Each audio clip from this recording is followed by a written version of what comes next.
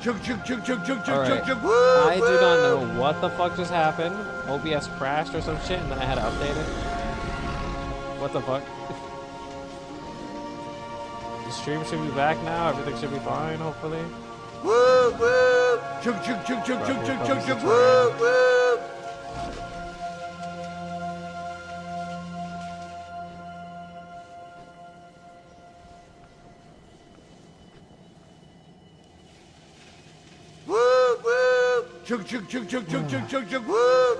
Hoping everything's fine.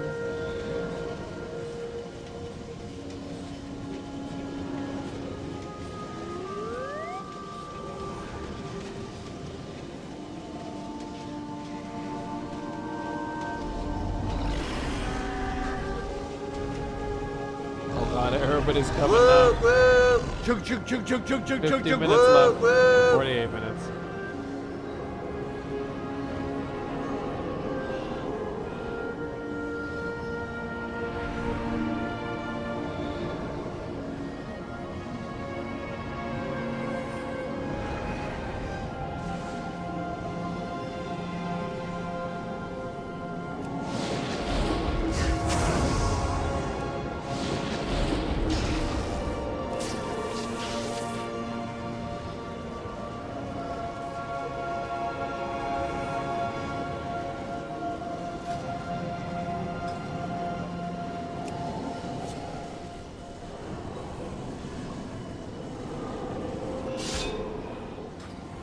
Mana is needed.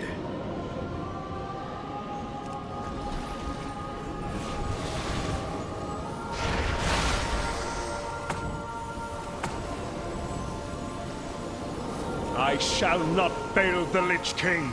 Come and meet your end.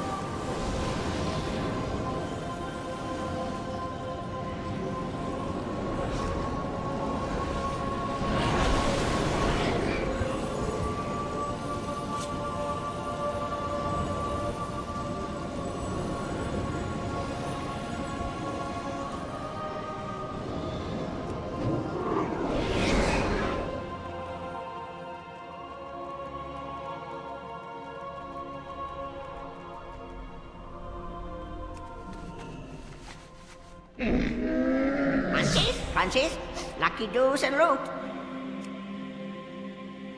There's no... what the hell? Oh, okay, that's why. I was like, what the hell? I was like, there's no way that cost so much.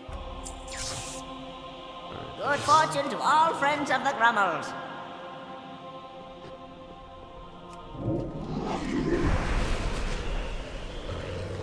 Oh my god, here we go, guys. We're waiting for like 46 minutes now.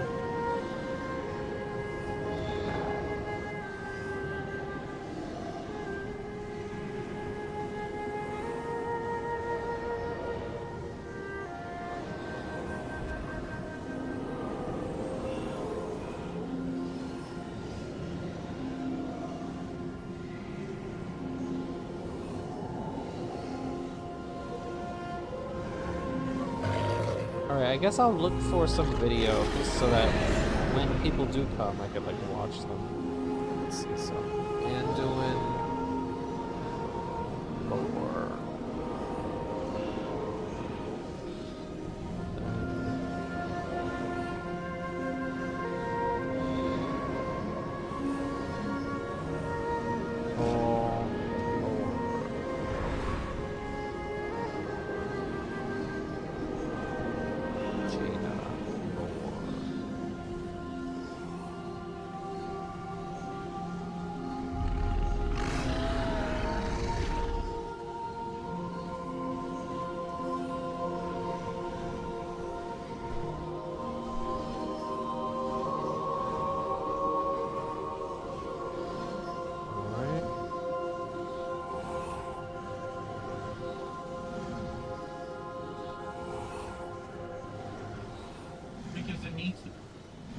Okay.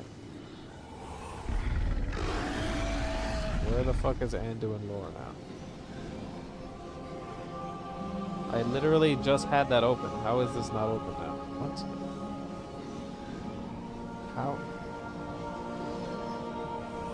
Alright.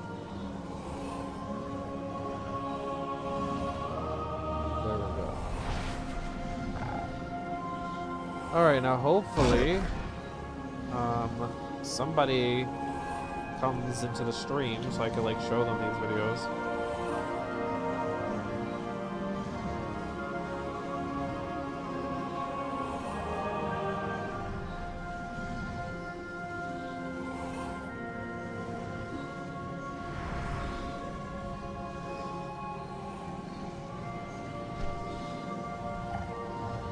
Because it needs to be seen.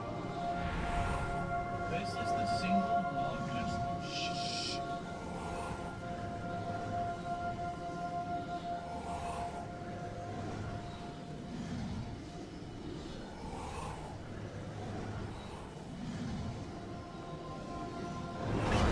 BFA trailer.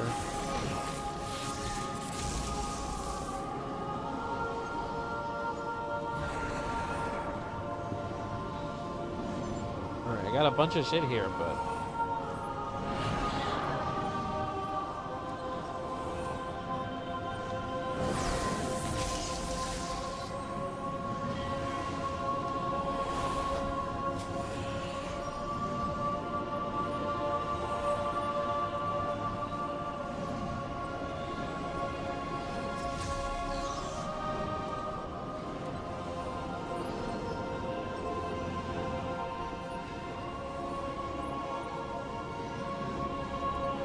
let's see what we got here.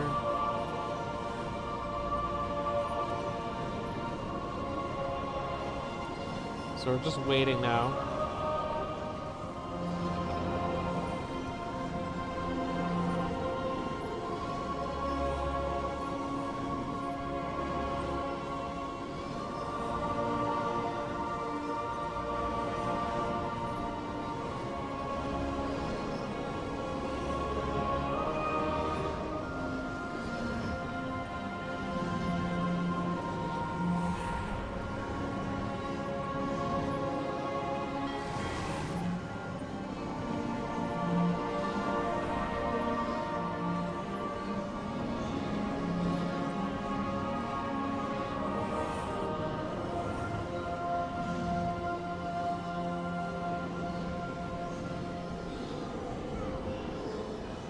The fact that everybody's just waiting here, oh my god.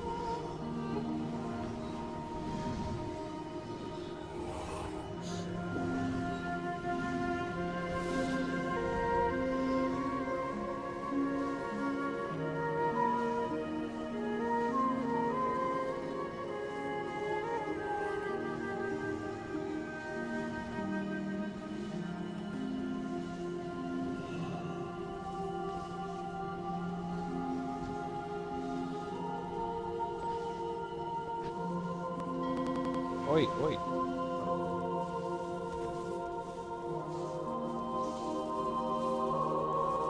If you're wondering why it's laggy right now, it's because I'm also rendering a video.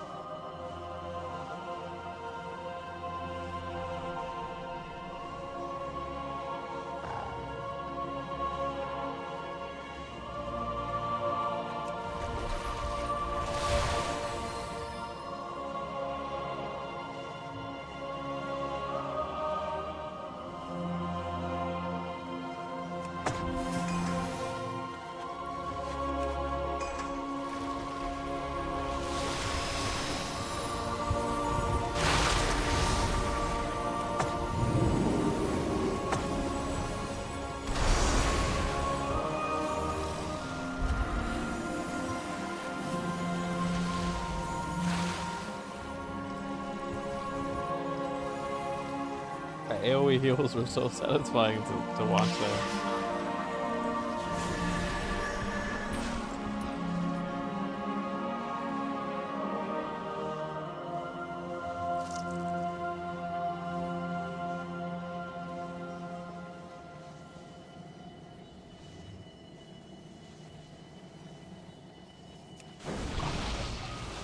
Damn it, I gotta like get used to doing this one.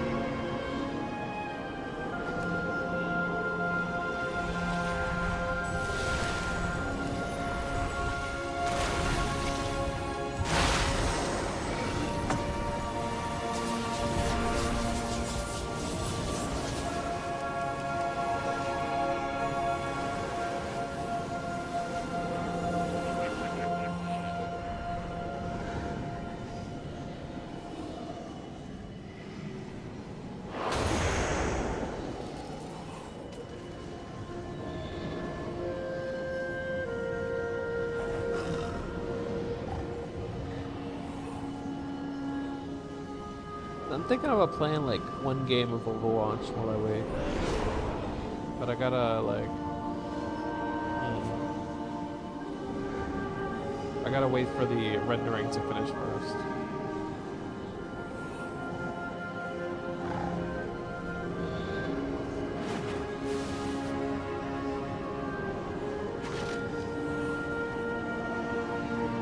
kind of worried that if I close WoW, will I be like stuck in a queue or some shit? I'm not sure.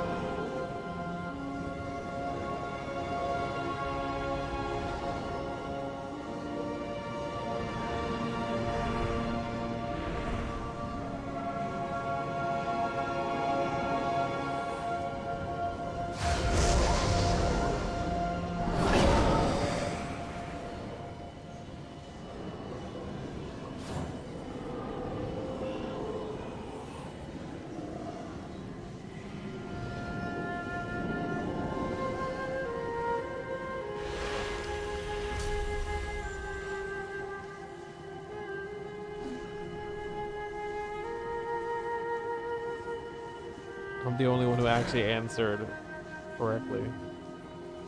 Everyone else is just trolling. Ah, good to see you. Always happy to help.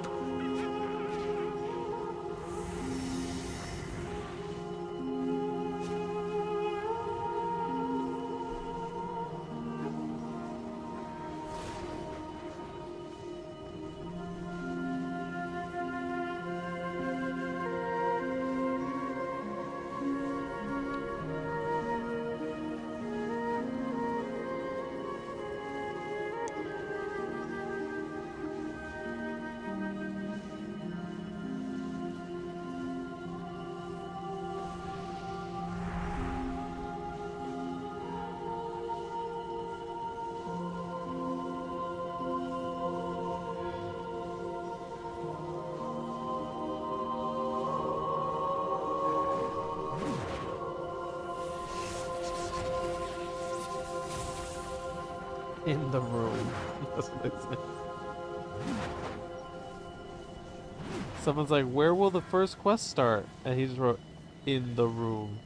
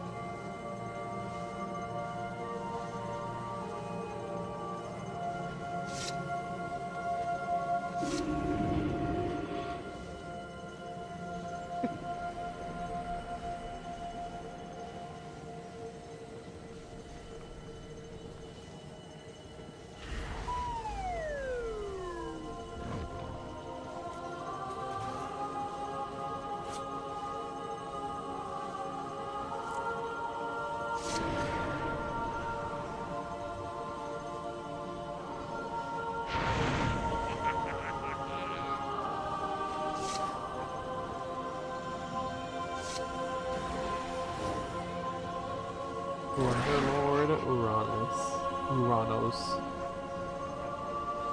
Typical dragon player? Excuse me?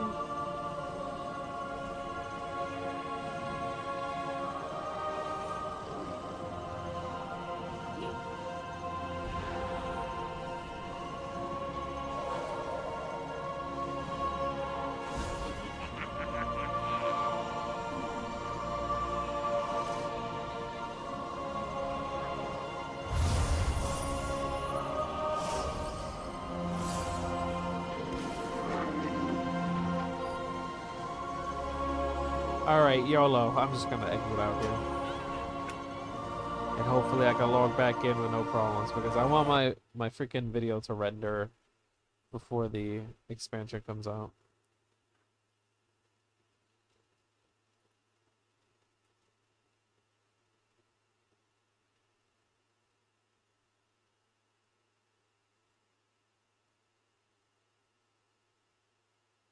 2,740 years of Dalaran story in 17 minutes. What? There's more things here. This motherfucker has a 17-minute video. All right. Let's see. Azeroth is in danger, Oi. and we need God. decisive action, so it's Loud as time to fuck. fire up Dalaran, the flying wizard city that, of course, has housed a us for 2 second. expansions and is home to the rebuilt. It's had demons, it's had Scourge, and it almost single-handedly held off the Legion until the rest of us got our act together. It's where we go when a problem needs sorted, and yet again Khadgar has lit the Kirin Tor signal.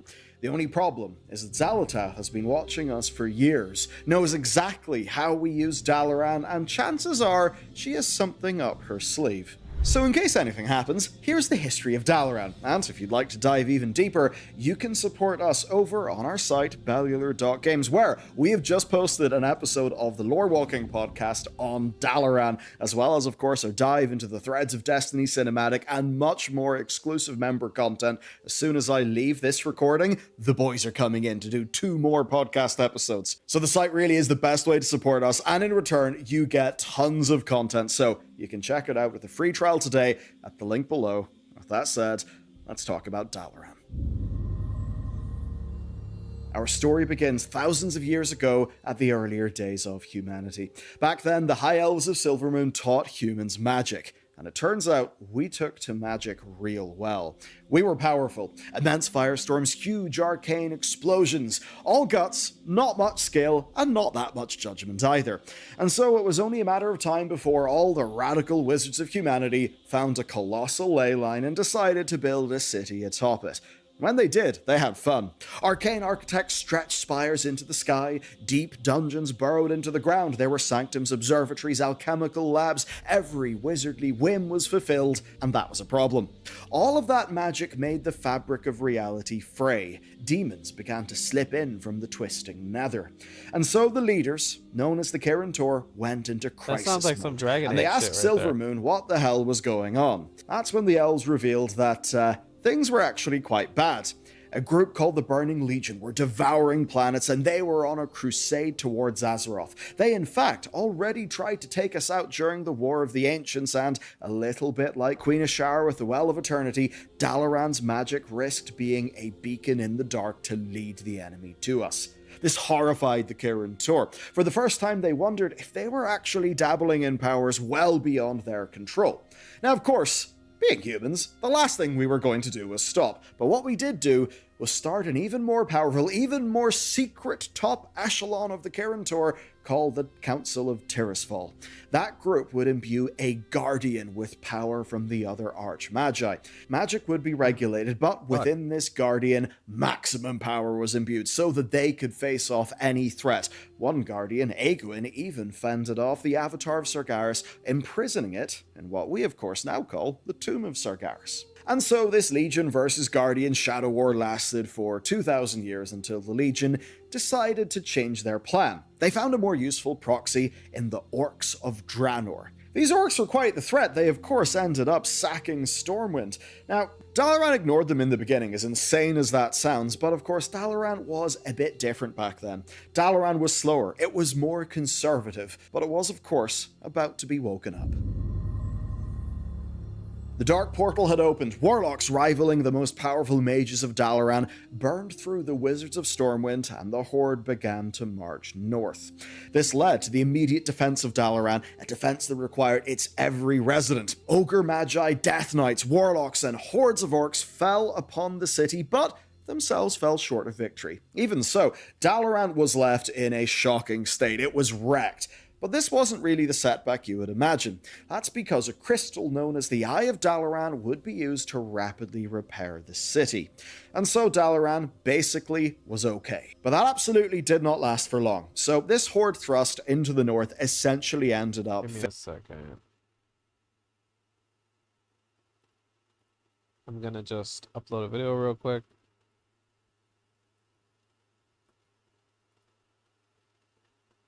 Once I'm done uploading the video, I'll go back to the video.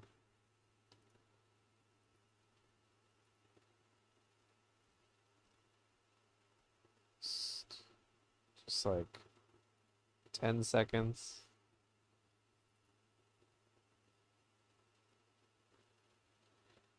My God, now it's gonna be slow as hell. Come on. All right, here we go. We're back to the video now.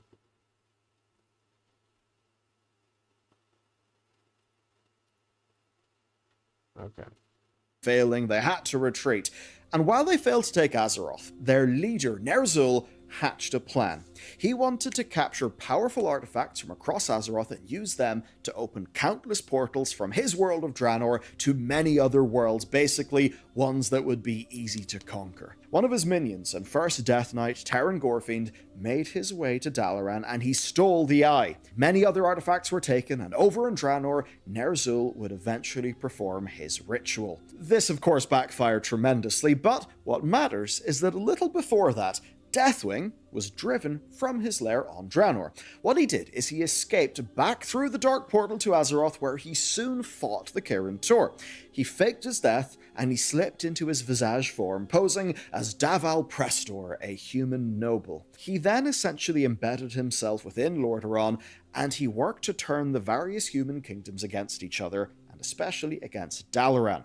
This meant that politics became nasty, and through some sleuthing, the Kirin Tor worked out that this Daval Prestor fella wasn't really who he seemed. Ultimately, Deathwing's schemes here would fail. This led to Alexstras's freedom, a whole big battle, and Deathwing's retreat to Deepholm. And of course, with that, the mysterious disappearance of Daval Prestor. Now, you may think that Dalaran was therefore safe, but it wasn't. Stormwind was a ruin. Tensions had been growing within the Alliance of Lordaeron, and Dalaran found itself politically isolated. And that meant that humanity was set to face its next threat, rather divided.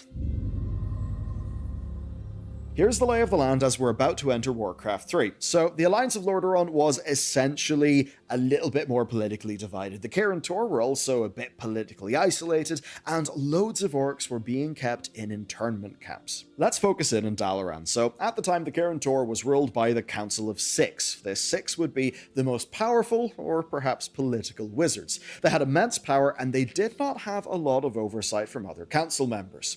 Now, one of them, Kel'Thuzad, found himself delving too deep into the darkest texts of Dalaran's most secret archives. He felt something in his mind. He felt a presence that called him north. You see, Ner'zhul's gambit had failed on Draenor, the planet was wrecked, and he tried to escape. He, of course, was captured by the Legion. They decided to put Ner'zhul to use as the first Lich King and essentially use him to harness the powers of undeath to weaken the planet, paving the way for a full Legion invasion. And so, from Icecrown, Ner'zhul's mind called out to potential allies, like Kel'Thuzad, who left Dalaran as a member of the Council of Six and returned as the head of the Cult of the Damned. Working through the cult and using plagued grain, they infected vast numbers of the human population.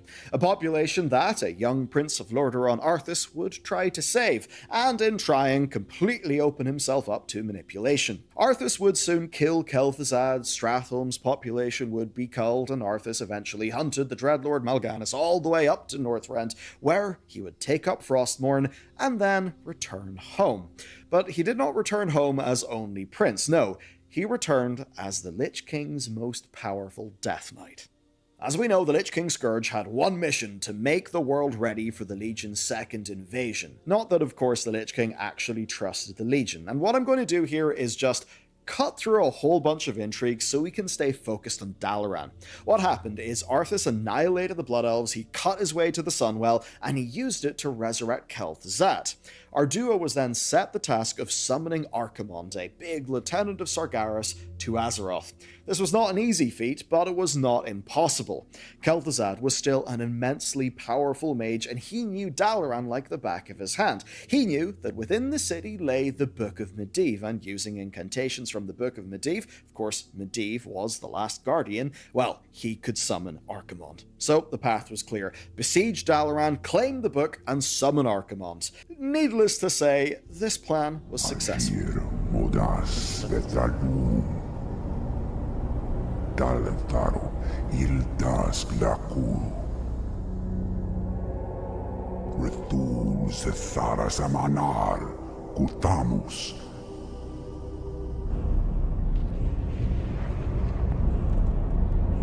Sumaris, Azarathan, Rakas, Ilkula.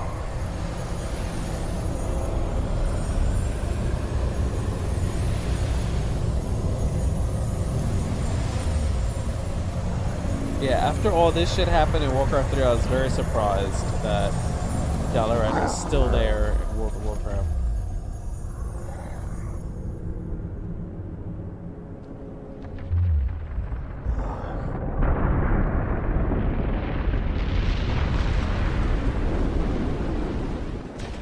Dalaran lay in ruins, the surviving mages fled, and while Alliance forces would later set up in its ruins, Warcraft 3's expansion saw them defeated, and the northern segment of the Eastern Kingdoms essentially in total ruin. At some point after that, but before World of Warcraft, the surviving Kirin Tor would return to the site of the city. They set about rebuilding, and to give themselves time and safety, they erected a vast magical barrier. And it's in this barrier that we first discovered Dalaran. We just saw a magical bubble beside Lordimir Lake, with Kirin Tor outposts scattered in Silver Pine and Hillspread.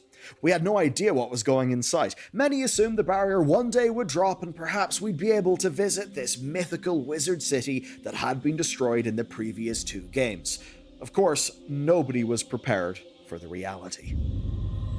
The flying city. Through World of Warcraft and the Burning Crusade, Dalaran just existed within its bubble. But one day we logged in when Wrath of the Lich King launched. The barrier was gone. In its place was a giant crater. And that's because Dalaran had quietly lifted from the ground and flown to Northrend.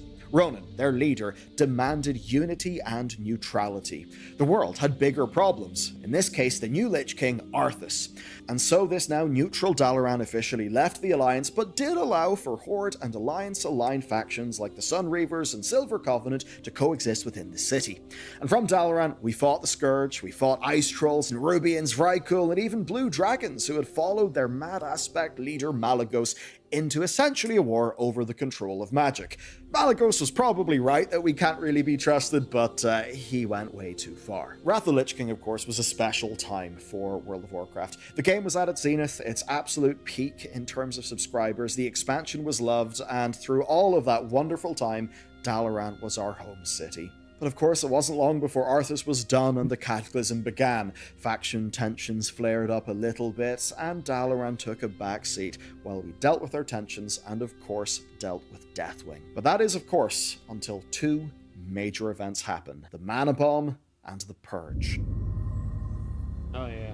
Garrosh, the new war chief of the Horde, considered Dalaran to really be another alliance asset. So he leaned on Horde loyalist blood elves like Phelan Songweaver to gather the knowledge and the artifacts needed to build the mother of all mana bombs. Then he baited the best of the alliance to Theramore and unleashed the bomb upon them. This completely destroyed Theramore, and the full force of the blast was only averted by Ronan, the leader of the Council of Six, standing in its path and essentially giving up his life to save some lives. That was an absolute disaster, and it's one that brings us to the other great power in the city, Jaina Proudmoore. Now, before the Third War, she was a student in Dalaran, and she discovered from Medivh that Kalimdor existed. So she sailed west, she built the city of Theramore, and eventually rejoined the Kirin Tor and became the main alliance advocate for neutrality. Of course, she had formed a great friendship with Thrall. She felt that he was honorable, that his horde was honorable, but now, years later, well, Thrall was no longer war chief, and Garrosh's bomb completely changed that. He destroyed the city that she established. He killed scores of people that had been close to her.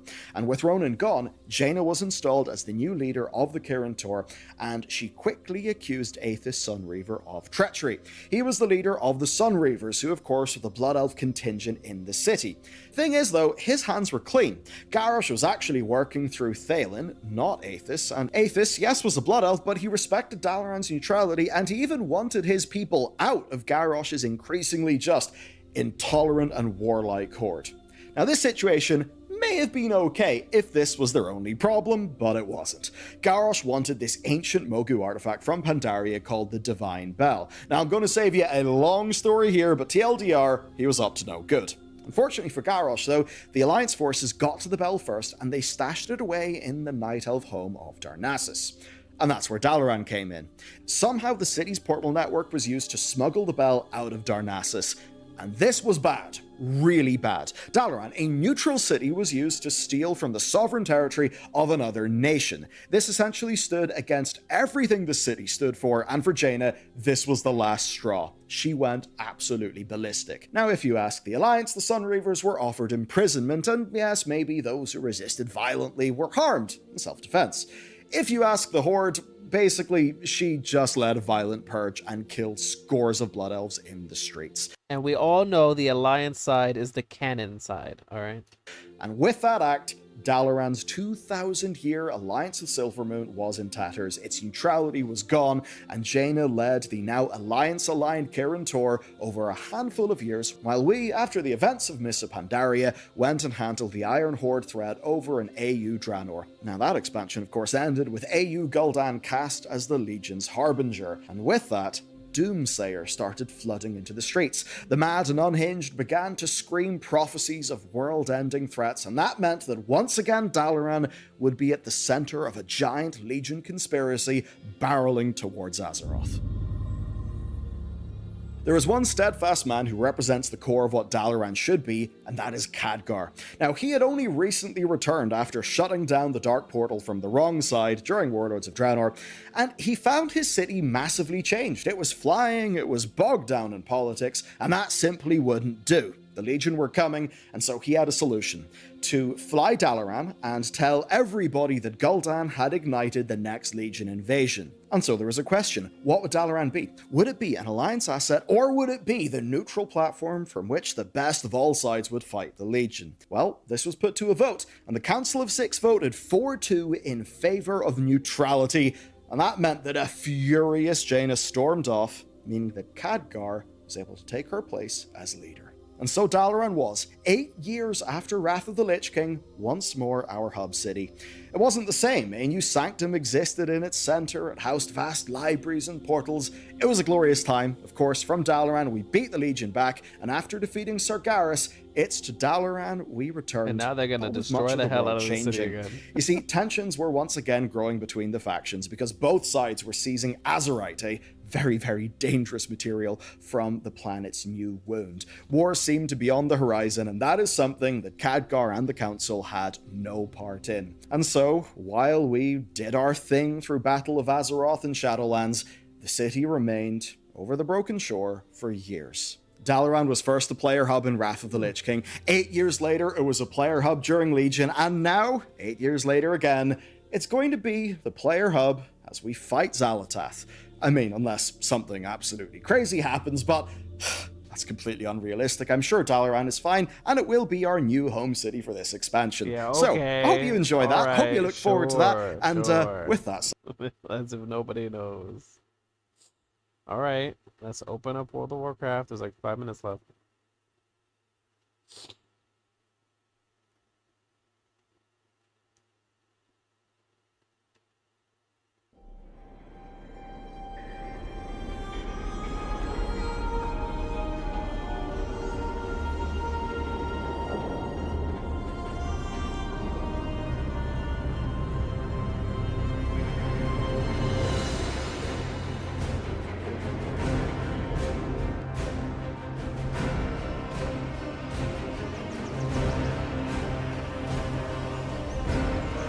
Playing a shaman first.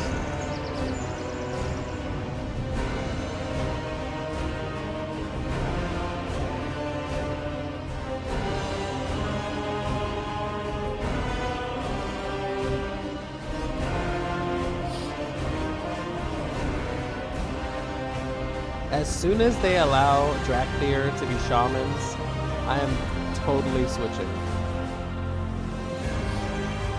I'm gonna race swap to Drakthir immediately. Until they come out with like Naga or something.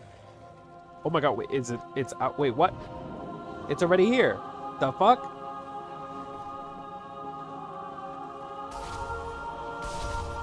The fuck? Why it came early?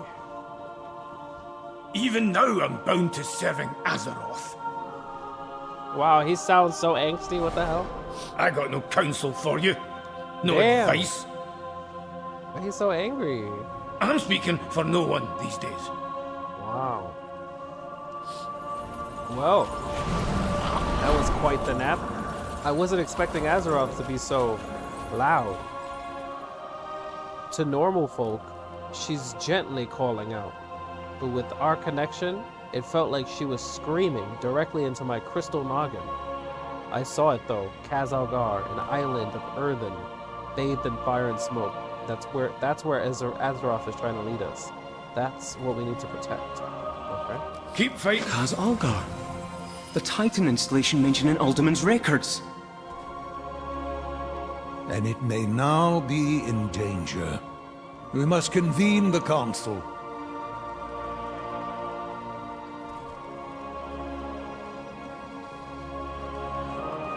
Ah, good to see you.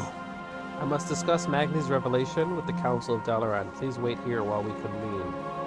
Remain vigilant. Once more, Dalaran is called to the aid of our world. Magni? Azeroth showed me a vision of a city in flames in the ancient lands of Kaz Algar. Her voice Oh my was God. desperate. Look at the We Queen must Ilaria. act quickly. Archmage Drendon has proposed, and the council agrees, that we bring the full force of Dalaran to this Kaz Algar. Make ready, our people, and prepare the city for teleportation. Whatever lies ahead, we will face it together.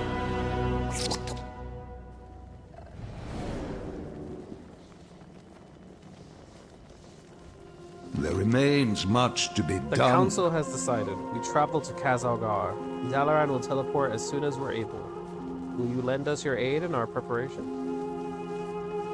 Be mindful of your Our citizens duty. must be prepared for Dalaran's departure. Can you ask around the city and see if anyone requires aid? I'd also like for you to speak with Bran and Archmage Drendon. They both had concerns that would be best to address before we depart for Kaz Algar. Alright. Always happy to help. The answers are here. I If we're can going feel to it. be exploring new lands in Kaz Algar, then we'll be needing help from the Explorers League. But they won't be alone in this adventure. The League is teaming up with the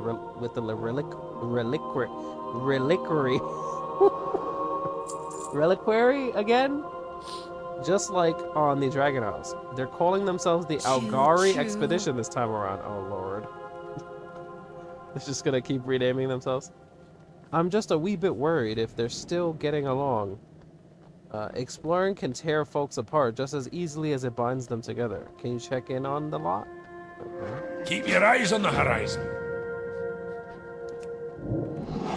And then we got Archmage Drendon over here. Greetings from the council. Magni's vision foretells that Kaz Algar may be enduring some turbulent times, and so it is best to ensure that Dalaran is ready for the worst. Here, take this wand. It's been attuned with Dalaran's defense magics. Just wave it near the strategic parts of the city to strengthen our magical defenses. You're always welcomed in Dalaran. If Kaz Algar is under attack, we must prepare for the worst. You'll need to perform the strengthening spell in key locations. The wand will do the rest.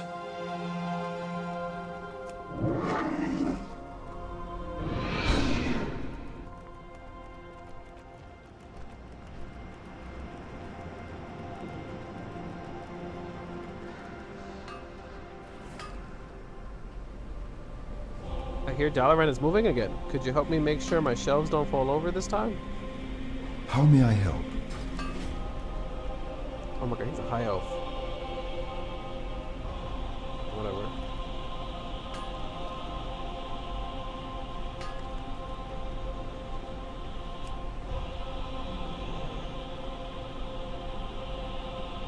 Thanks. Last time a dagger nearly flew into my eye, though I would look dashing in an eye patch. Oh god.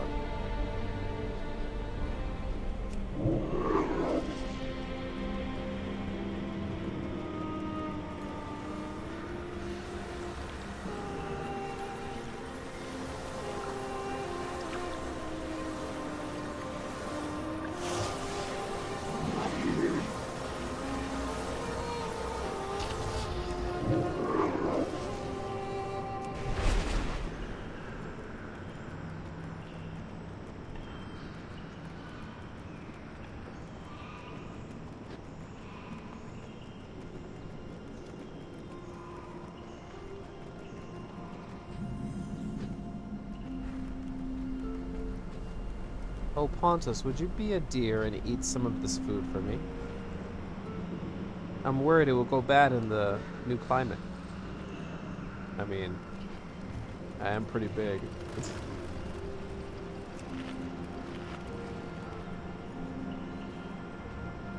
When we moved to the Broken Shores, all my winter roses went bad in a week. Thanks for your help. What is this?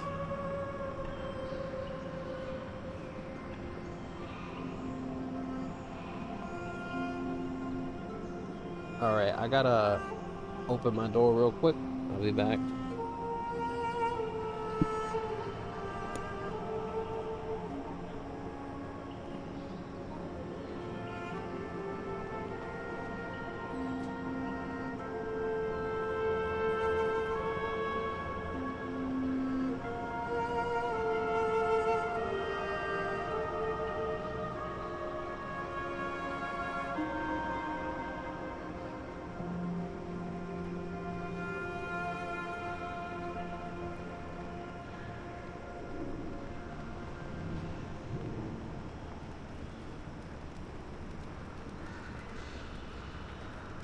Oh, okay. Wait a minute. Oof. I'm back. Oh, Lord.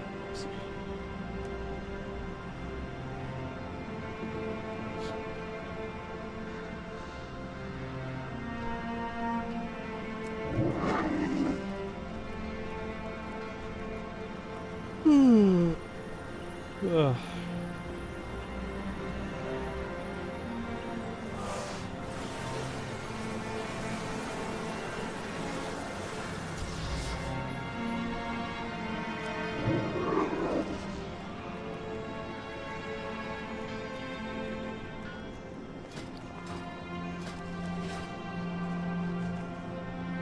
Last time we teleported, the butterflies that weren't in cages were left behind. Can you help us catch them? Okay.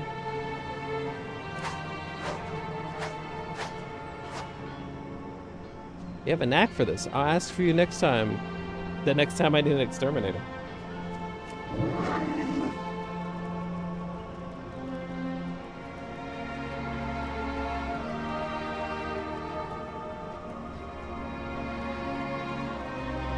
I must say the dragon arrows sound...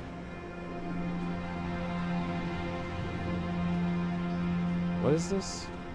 Dragon arrows sound like quite the adventure.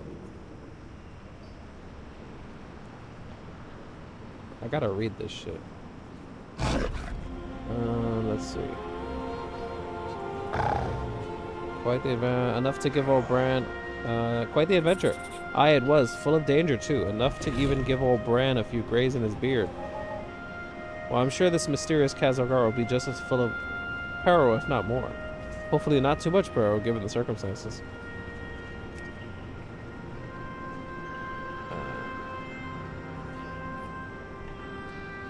Oh my god. Alright, here. Agreed. The typical adventuring sort of peril will do just fine. Bring it on, Khazar. There's nothing Reno Jackson can't handle. Right, well, looking forward to working with you all. Alright, so these are like the... This is like the Hearthstone cards, I think, right? They're all just hanging out here. Oh my god, wait, can I have Sir Finley Mergleton be on my Delve team? Because I totally want that. I must say I'm rather excited about this new adventure. Though, I understand it has quite the dodgy history, doesn't it? No one's quite sure what the Earthen were truly getting up to there. Oh, everyone seems yes. on edge, don't you think? Can't possibly think why. Oh right, the horrible visions of destruction, the entire reason Dalaran is teleported to Khazar. I remember now. Bye! Okay. Well, oh god, what this the bitch. wind blew in. A lot of folks think of modern-day Earthen as dwarven ancestors, but that's not quite right. More like cousins? Still, we're all family, and I'm as excited as a whelp with the ducky for a possible reunion. See you at the next adventure. What brings you here? May the stars guide you. Worried about the dangers lurking within Khazar? Don't be. After all, you have the amazing Reno Jackson watching your back. Be careful. Hello. Salutations, hero. I must admit, I'm quite excited to see Khazar. There's so much to explore there. Bran wanted me to check in on you. Good luck, friend. It's sweet of Bran to check in on us. Let him know that we're getting along just fine.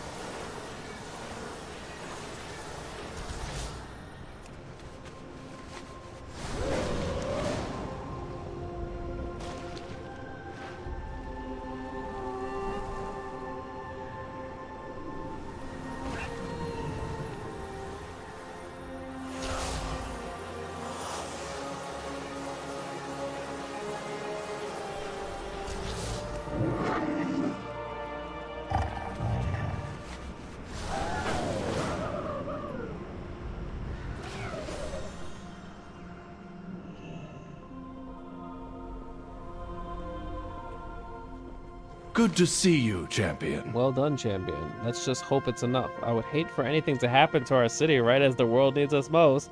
I would hate for that to happen. Goodbye to you. Oh, Lord.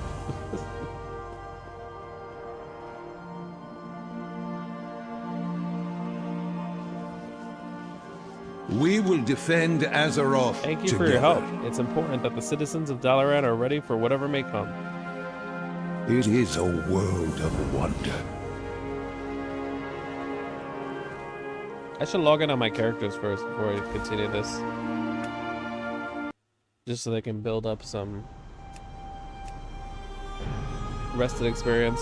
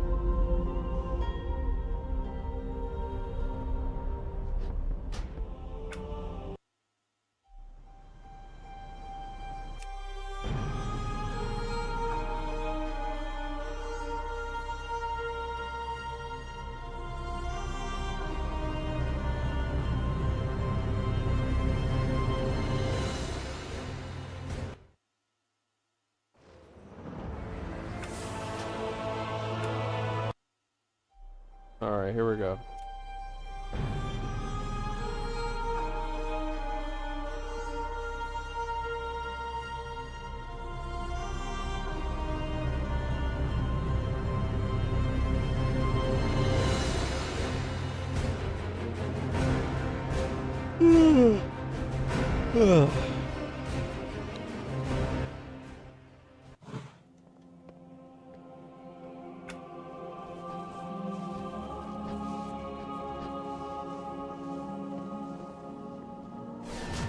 You'll find me We're getting along? wherever the Well, I'll be a action goat's is. uncle.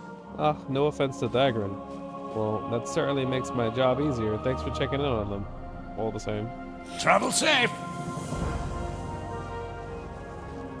Let's get to From work. what Magni has seen, Kazalgar may not be the safest of destinations. We'll be relying on your aid should a fight break out. Let me know when you're ready to depart. Well, here we Remain vigilant. go. Dalaran stands at the ready. Are you prepared to leave for Kazalgar? Yes. Let's go. Oh.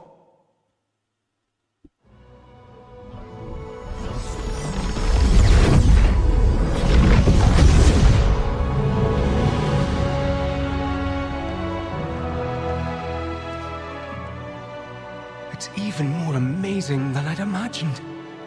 But my visions were of fire and war.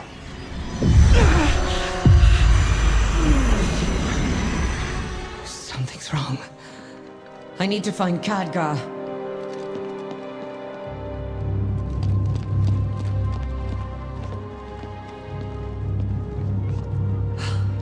Drendon, Where's the rest of the council? Oh my god. Brendan's been dead For years. What? All this time. What? I didn't You know never that. What? once sensed my presence. Wait, are you serious? Oh, it's not time for that yet. But if you're so Holy shit. eager for a fight, perhaps this can keep you occupied Wow, so we just got fucked over. until we meet again, Valeria. Oh my god. So we fucked up the defenses? Oh my god. How could I be so blind? We will find She was Archmage Drendon all along. Zalatath has been watching, plotting right in front of me. How could I be so blind? And now she's invading Dalaran with an army of Nerubians? Zalatath planned this, all of this. She wanted us to come to Khazar. They will not escape. As much as I'd love to hunt Zalatath down, our first priority must be securing civilians. Rescue whoever you can and tell them to head to the landing nearby. I'll find mages to teleport everyone to safety. Dalaran will not be a fly in Zalatath's web. Oh my god. What can I do for you?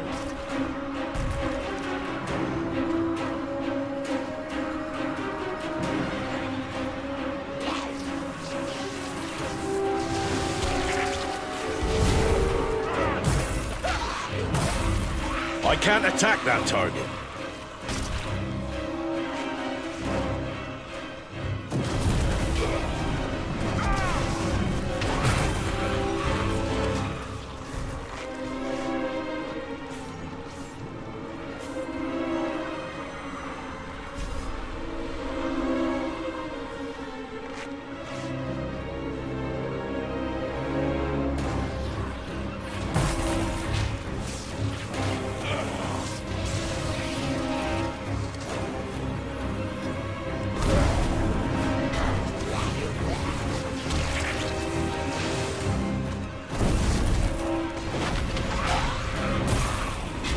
I can't attack that.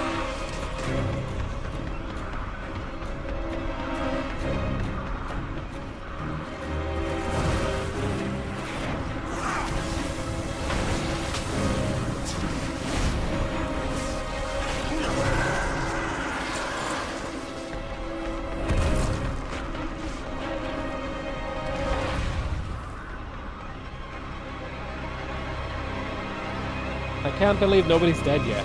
We haven't seen any like dead NPCs.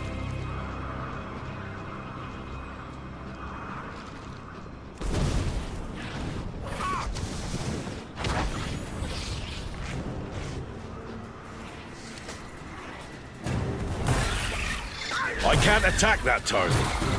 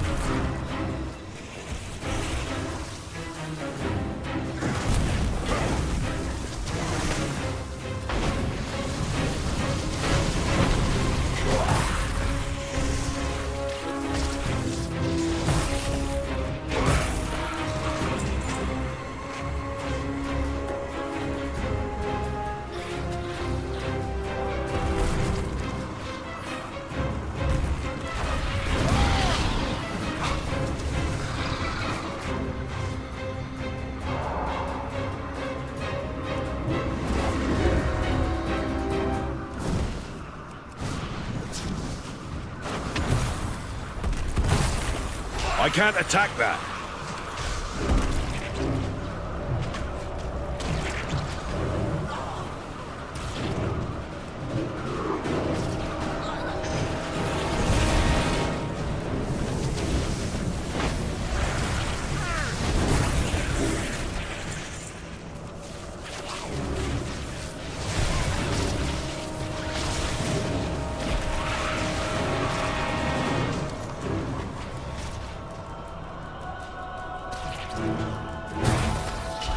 I can't attack that target.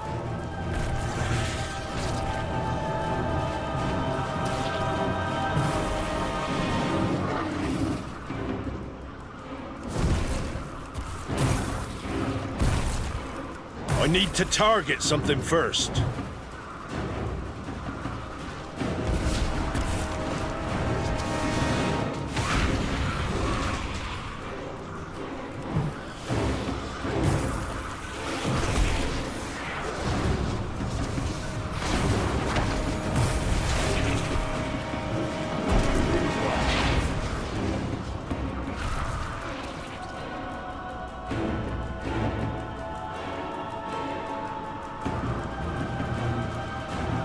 I am on the hunt. That's the first group evacuated, but we're not done yet. I do not miss. Follow me. We'll work together to find any others in need of rescue. Save Dalaran is the quest objective. I will not fail again. There could still be more survivors. With me, champion!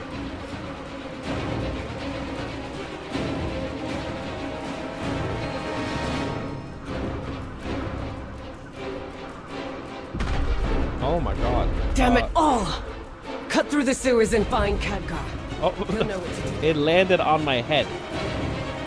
Wait, you're acting like I can't jump over this? Like, are you for real? Like, I could literally jump over this. Whatever.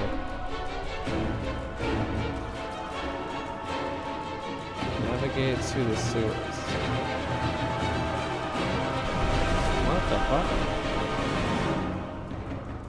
Navigate to the oh, this shit. I was like, where the fuck are the sewers? They're right here.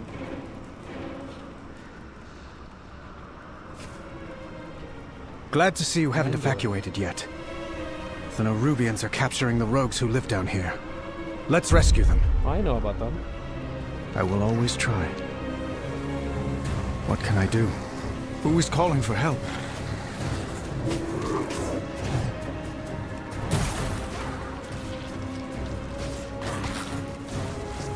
Ew, what the hell is that? Skitterling.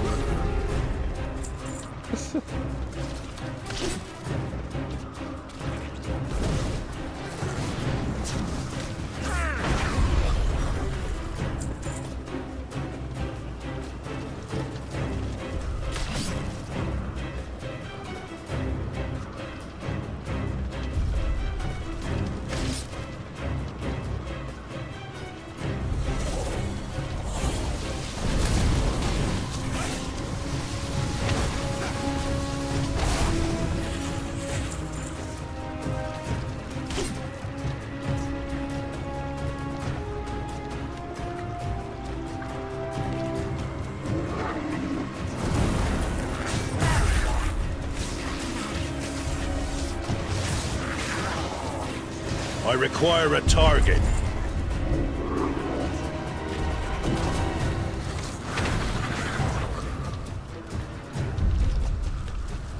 A friend once showed me a path through here. Head to that sewer grate.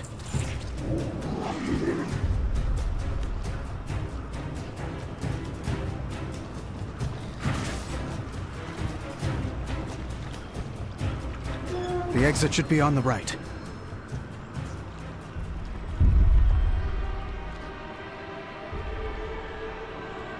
Ominous ass music, Jesus Christ.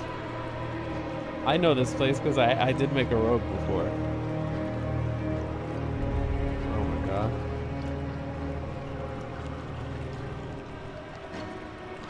And here's our exit.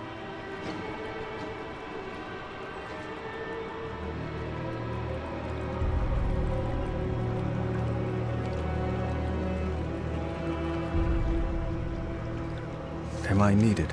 Looks like we saved who we could. Let's just hope the other rogues escaped. We have lost so many. Best if we split up here. I'll guide everyone to safety, and we see about getting them evacuated. In the meantime, you should reach for Khadgar. We used to search for Khadgar. I'm sure he could use your aid as well. You'll find another exit further ahead that should lead back to the surface. I'll get them to safety. Try to find Khadgar.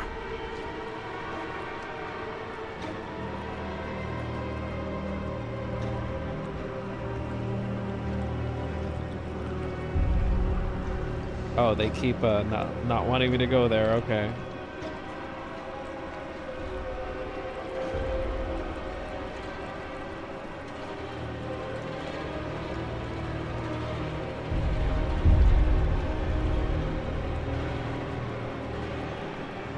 Oh no. Someone's dead.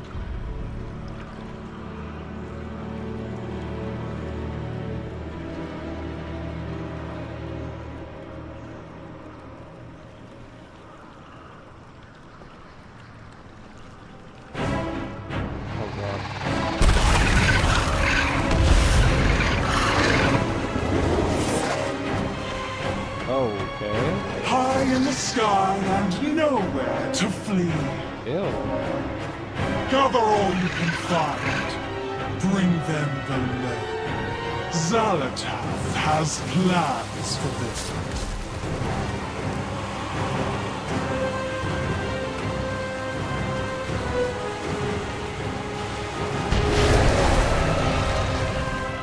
Oh shit, a Crypt Lord?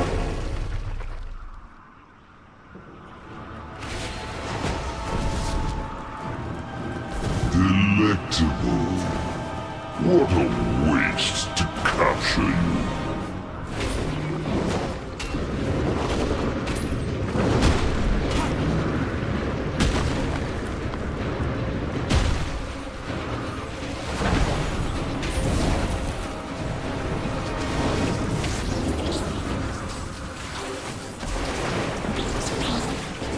There you are, champion.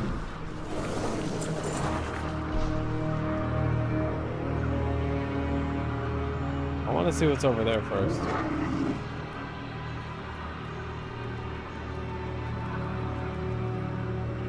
Nothing. Okay.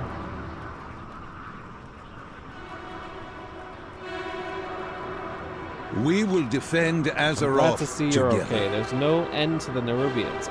There's no end to the Nerubians, I'm afraid. At least for now. Dalaran is lost to us. The people remain. They must be our primary concern. What do you need me to do? Take this portal down to Kaz Algar. Those who escape will still need help. I must first find Deliria. We'll meet you when we're able. Alright.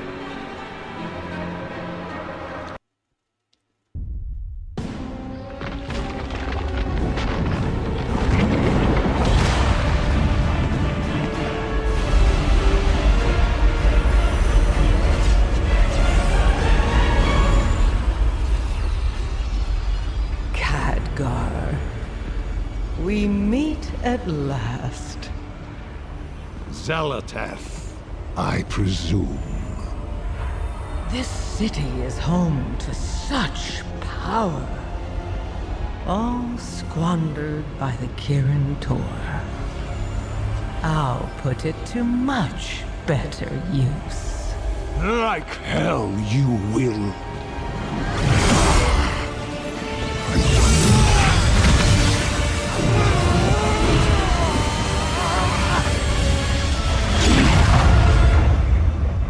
That's some Dragon Ball Z shit right there.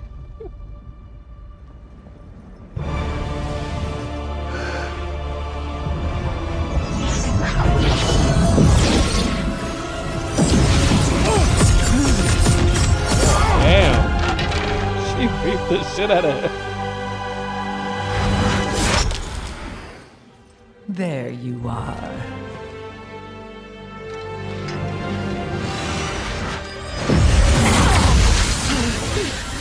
Deliria! Get out of my head!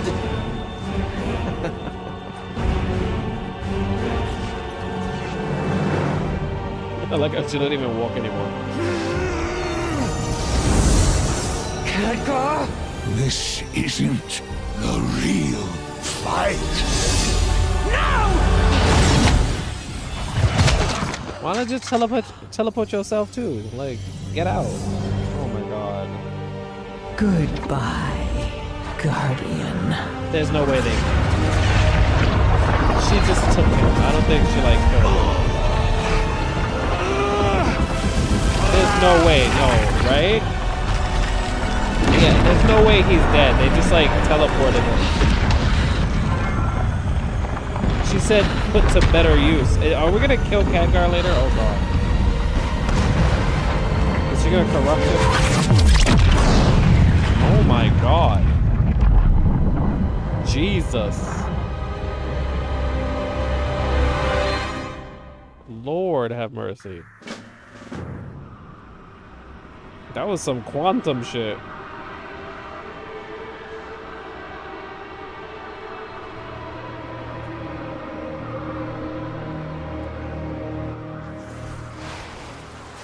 Lady Proudmoore, over here! I found them!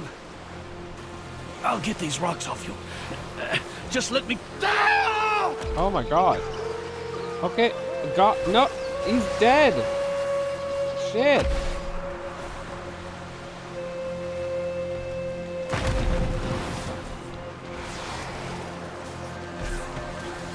Champion, to me!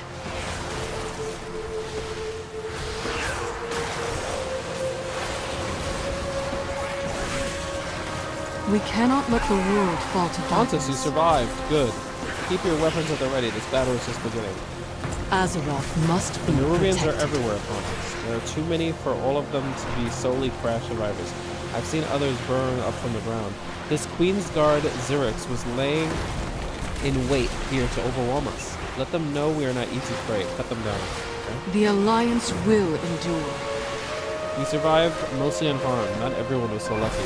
Many who were in Dalaran when it went down are unaccounted for. They will need our help. Search the battlefield for survivors. Help them in any way you can. We have to push forward or we'll be slaughtered! Rescue who you can along the way. The Queen rewards her chosen soldiers. Destroy them!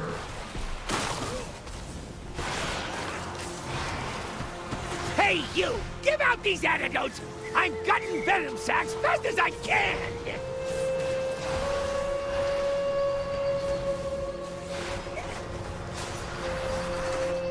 Doctor! Baron of Gadgetzan.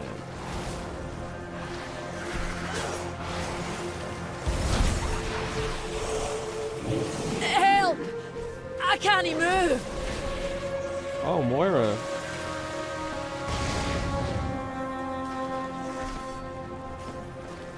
Speak. Yes. Thanks to Granda teaching me stone form. Wait. Where is he? We've got to find him. What happened to Moira? She didn't say her line, I think. You there! Help me stabilize this portal, quickly! Excellent! My arcane guardians will hold this area. Help the others! Hellstorm. Oh my god, this is gonna have so much like Legion nostalgia in it. I just know it. Alright, what do I do here?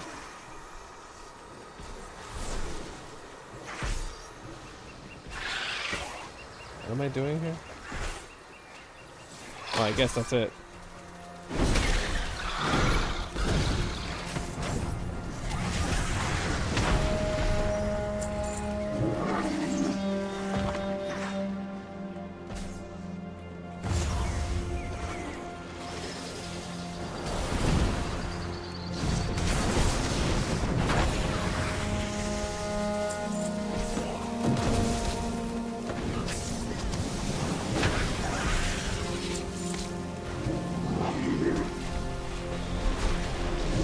No, Mana. I cannot. You have my attention. Aethys Sunreaver?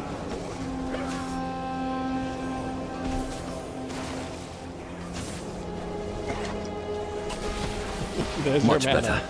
Now, there is work to be done. Baladash, Malanor. Dalaran housed many precious and powerful relics. Many of them were damaged in the crash and are now malfunctioning. They must be destroyed. Take this scroll. I have stored a shattering spell within it. Read the words aloud and its magic will be unleashed. Report what you have done to Jaina when you are through. She will understand. Still. Use this scroll. These relics must be destroyed before they overload.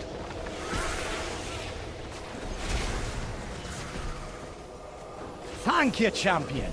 I got the wool pulled over my eyes. Literally.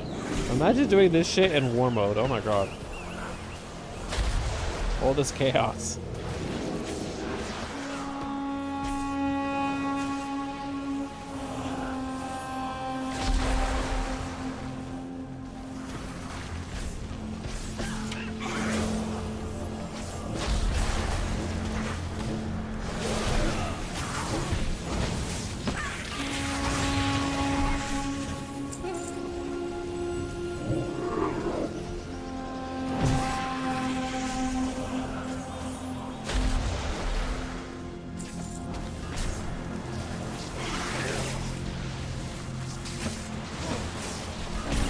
I don't have a target.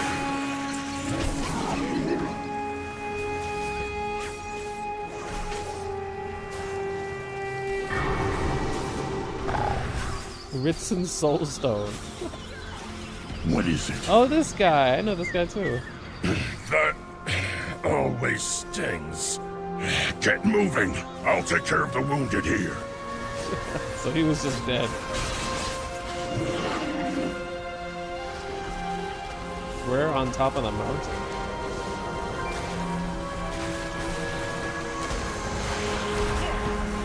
That mountain? Okay, I can't fly yet. Where is that relic?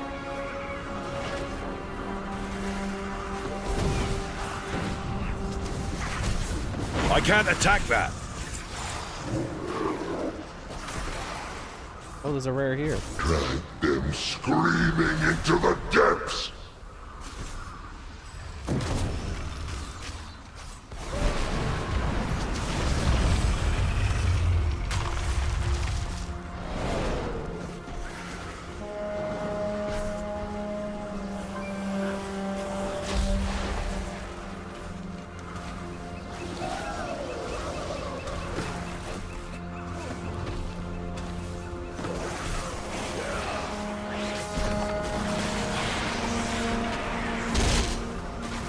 I like how there's just a fucking mailbox over here.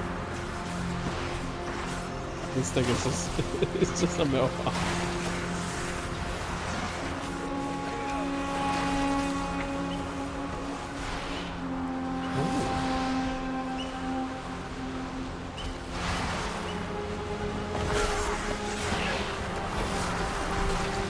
Strength. It's good to know many survived. When this battle is over, we will recover the bodies of those who did not. This is not over. The true battle lies ahead. A single spark can set the world aflame. Destroying more of Dalaran seems unconscionable, but yes. But you and Aethys did the right thing. They were unstable, and we could not risk their power being used against us. Control your power. Jaina! Thrall! We need help! Magni's in trouble. Anduin, you're alive! Will I be forgiven? I will help if I can. Queensguard Xerx emerged from the ground and surprised Magni. He's near the farthest edge of the wreckage fighting off the swarm. Moira and I were trying to help, but we couldn't draw them away. Skywriting. Oh, there we go! I hear a radiant song. Follow me! Magni can't hold off Xerx much longer. We get skywriting real We'll early. hold the line. Champion, help Magni. You were but fodder for my ascension. Die in Ansoret's name. Come and get some, you chitinous bastard! Swarms of us ahead. Rise and devour them. Oh. Oh god. We can't hold them!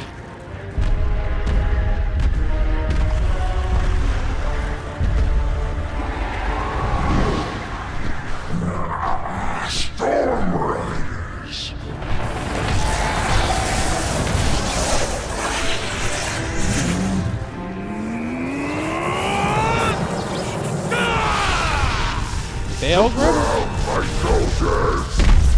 Isn't that somebody?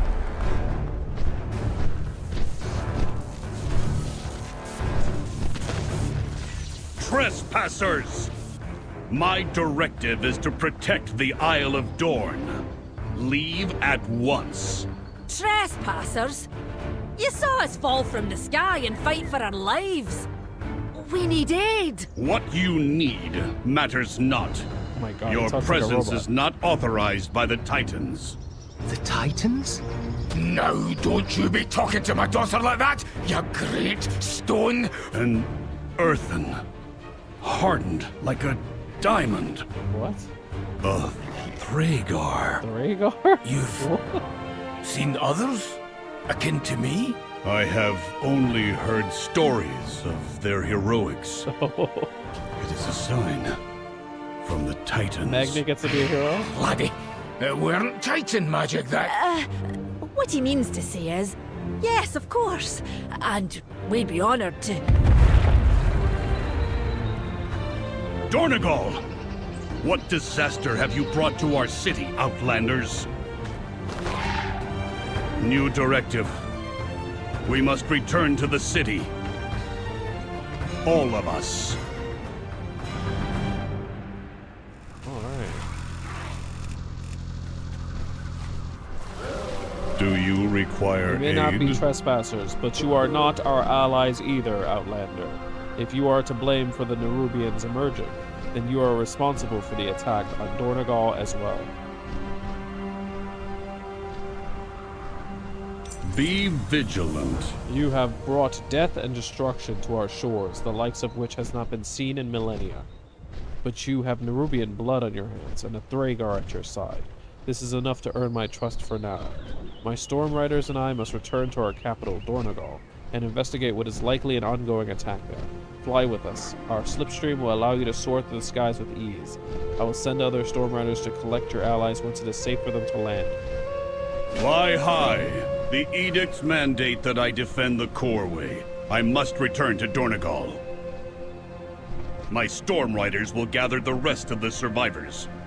Now, take flight.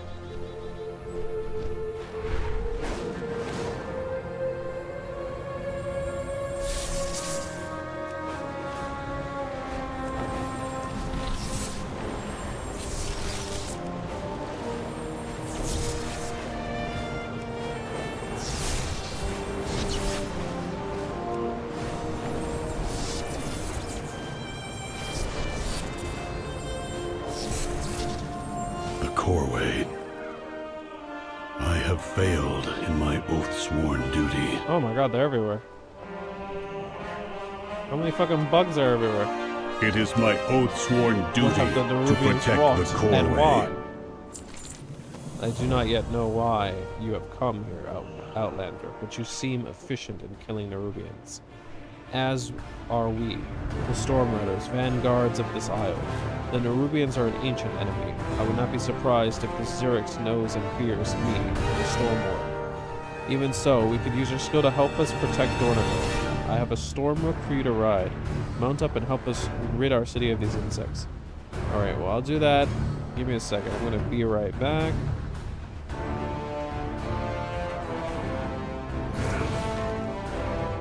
BRB.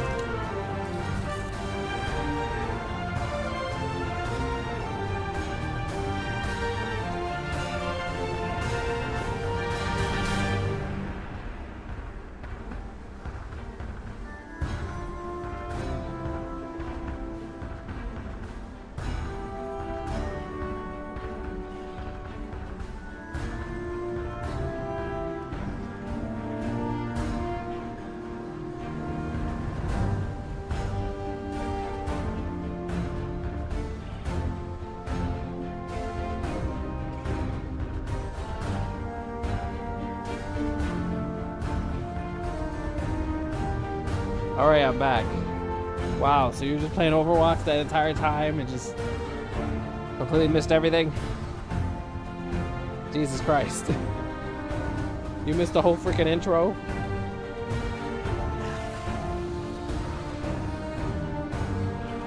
We are the bedrock. We are the foundation. Alright, well, first of all, since you're finally here, I can actually like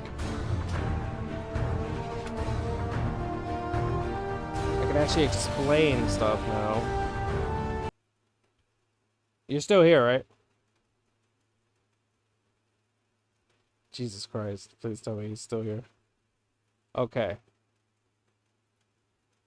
Alright, so now we can finally see stuff, so I can explain to you how the story is and everything. Okay, so like, this is like the stuff you gotta know, right? So like, Anduin is, like in the original World of Warcraft, The story of Anduin's he was like, life in one video. Greatest in the original before the World of- rioters Here we having go.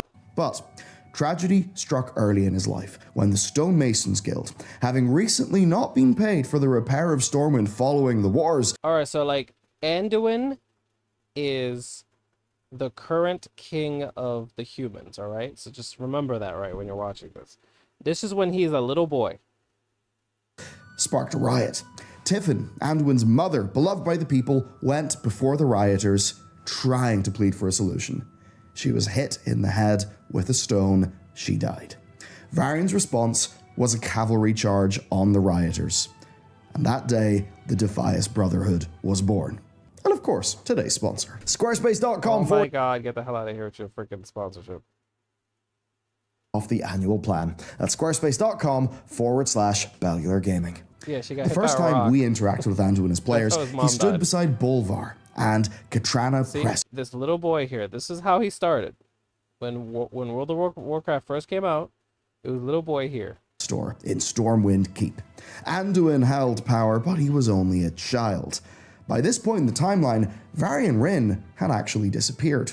All they knew is he went to a peace summit with the Horde and he didn't come back. And painfully, Anduin's childlike hope is the very thing that inspired Varian to give Thrall's new Horde a chance. Unbeknownst to Anduin and others, there was in fact a snake at court. Katrana Prestor was not a noble. She was actually the Black Dragon Onyxia, and along with Nefarian, she planned to take over the kingdom. It was, in fact, her who had stopped payments to the stonemasons, her who sparked the riots, who's even to say she didn't guide the hand that killed Tiffin Wrynn. Onyxia's goal at this stage was to sow chaos and weaken the throne. Her next step in this plan was the kidnapping of Varian Wrynn on his way to those peace talks.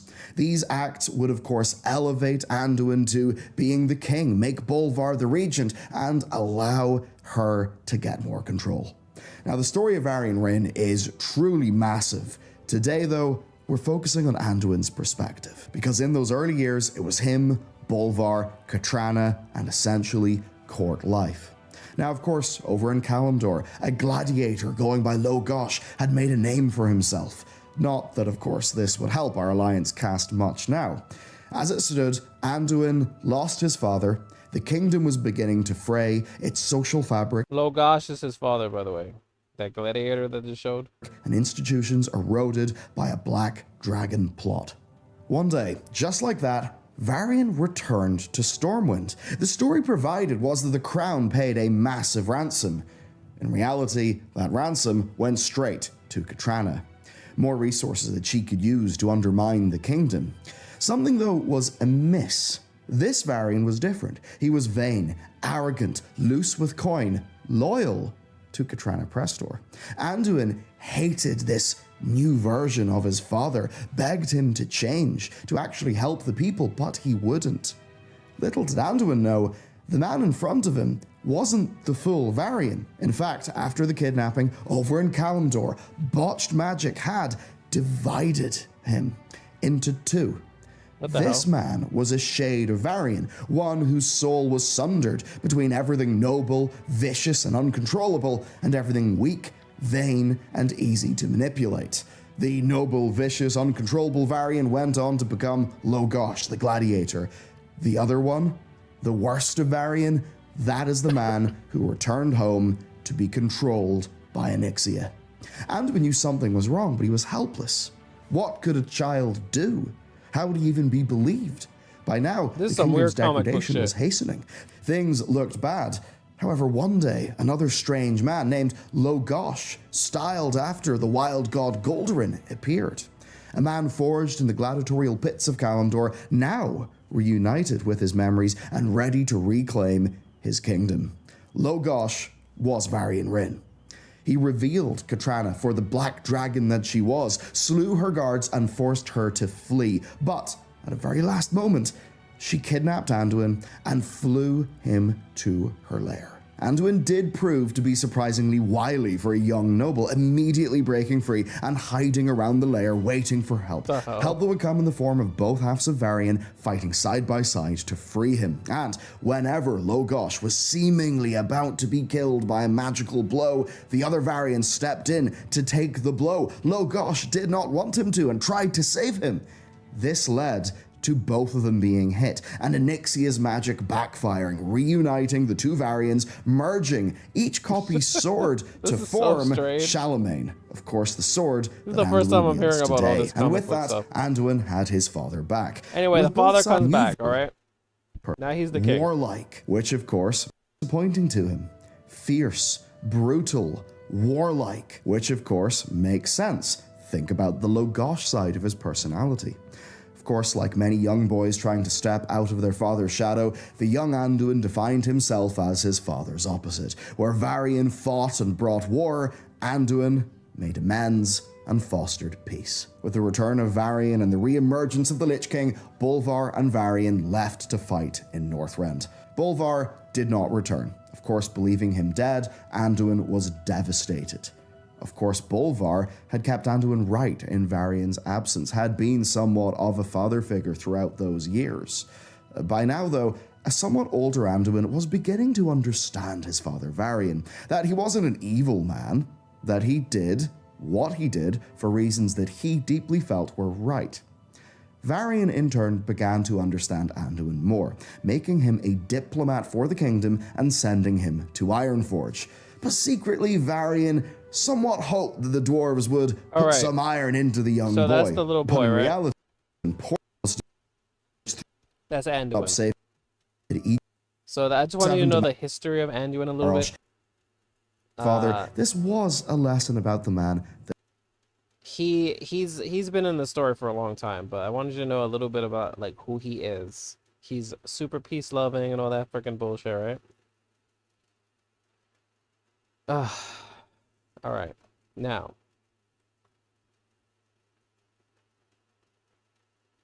this is one of the expansions of World of Warcraft a long time ago. This is a cinematic trailer. So, let me see.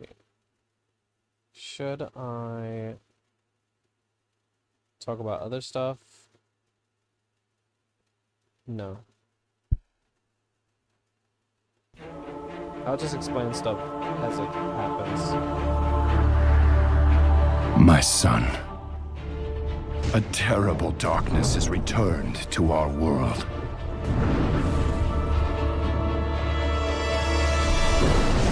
As before, it seeks to annihilate everything that we hold dear. I go to face it, knowing I may not return.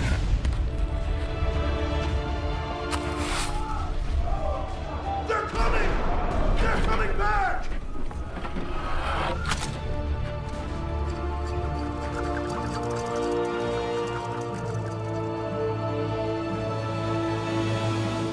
All my life I have lived by the sword. I've seen kingdoms burn and watched brave heroes die in vain.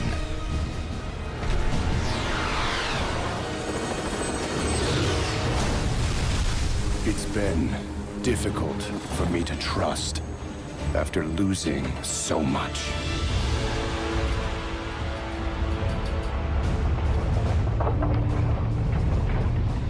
But from you, I have learned patience.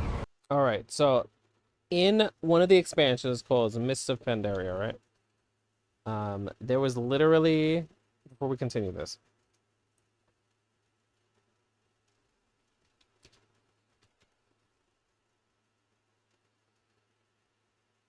So like, they went to like World of Warcraft China area. Like, is basically that's what they made basically. Why we fight is to ask why the leaves fall. This is before what I just showed you. In their nature. So at this point, the Horde and the Alliance are constantly fighting each other. Perhaps there Those is are the a two better factions. question. It's like red versus blue.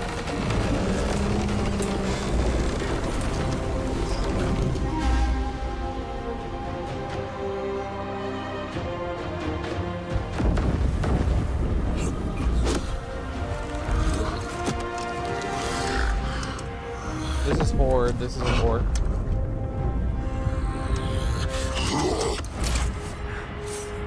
And then the Alliance are humans and other like, races and stuff.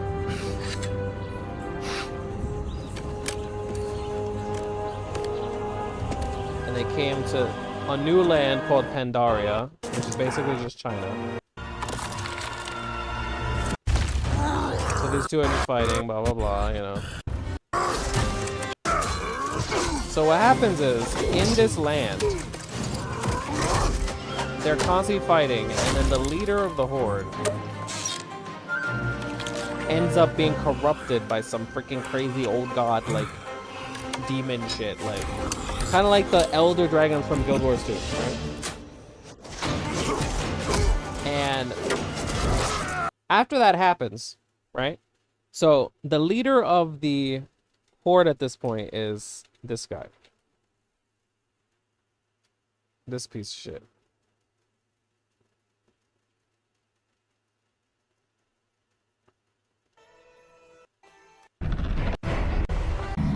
This piece of shit. Thirsts.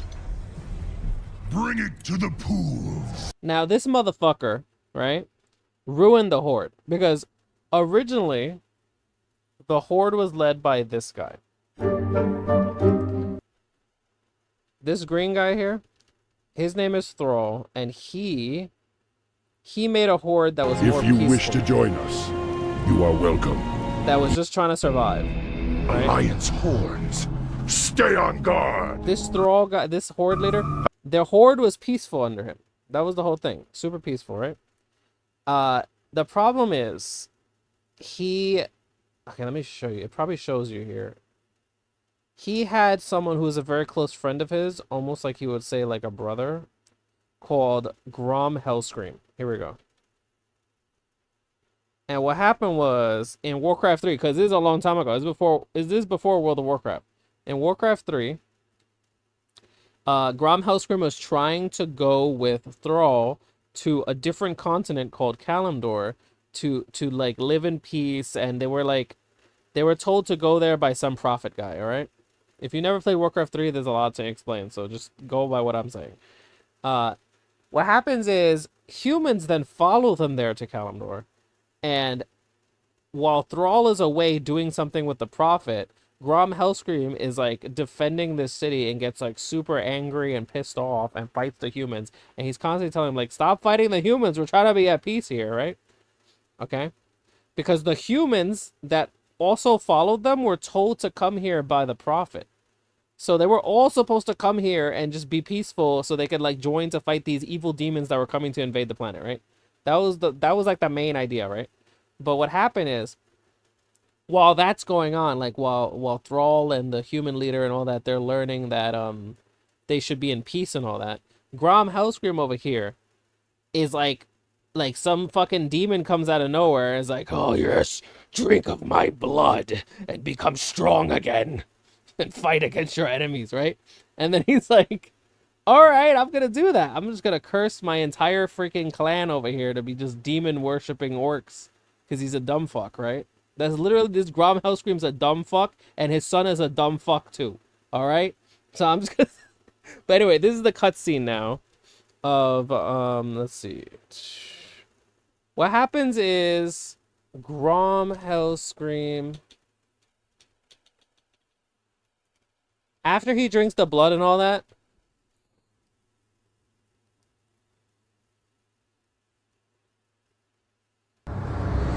well, we end up having to beat his ass, right? We beat his ass. We put him into a soul stone so we could like fix him of his stupid like demon shit, right? And then when we fix him, this is what happens afterwards. It's him and Thrall trying to beat the shit out of that demon that tried to curse them again. So this is Thrall, and then this is Gromhellscream. So predictable. And this is Manaroth, the demon. I knew you would come. And I see you brought the mighty Hellscream.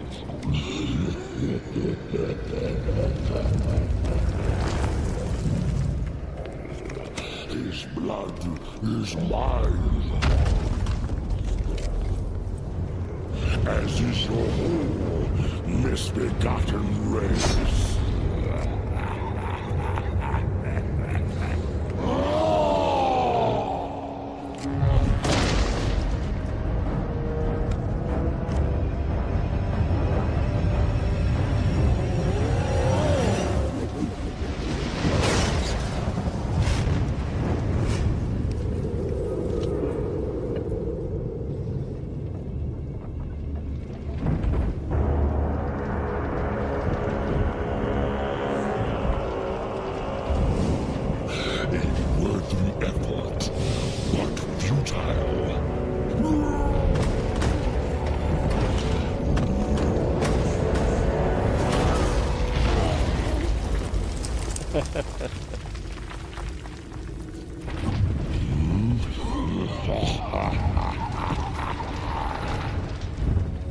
So again, this is the demon that caused them to have green skin. He like cursed their race. Within your soul,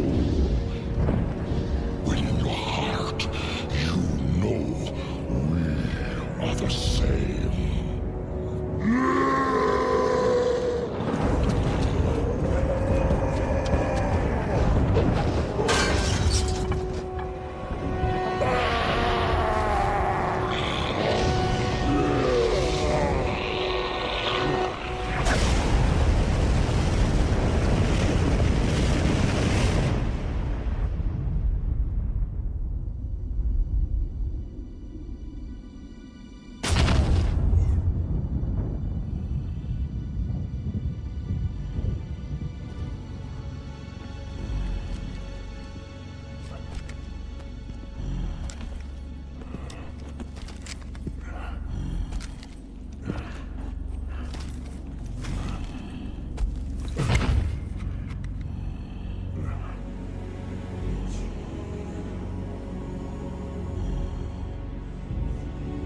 Thrall, the blood haze has lifted.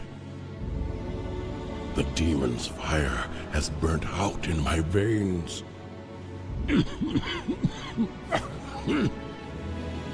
I have freed myself.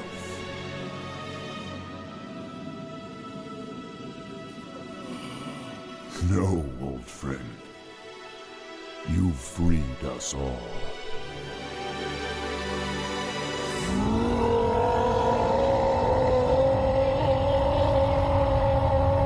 All right, so that was the death of Gromhellscream, right? Right. This.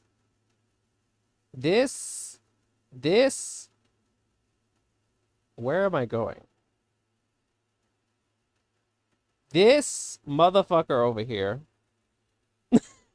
This piece of shit is the son of Gromhellscream. Now, what happened was the son of Gromhellscream was left on their planet, right? That's why he has brown skin. So orcs are supposed to have brown skin, but they got green skin from being corrupted by demon blood, right?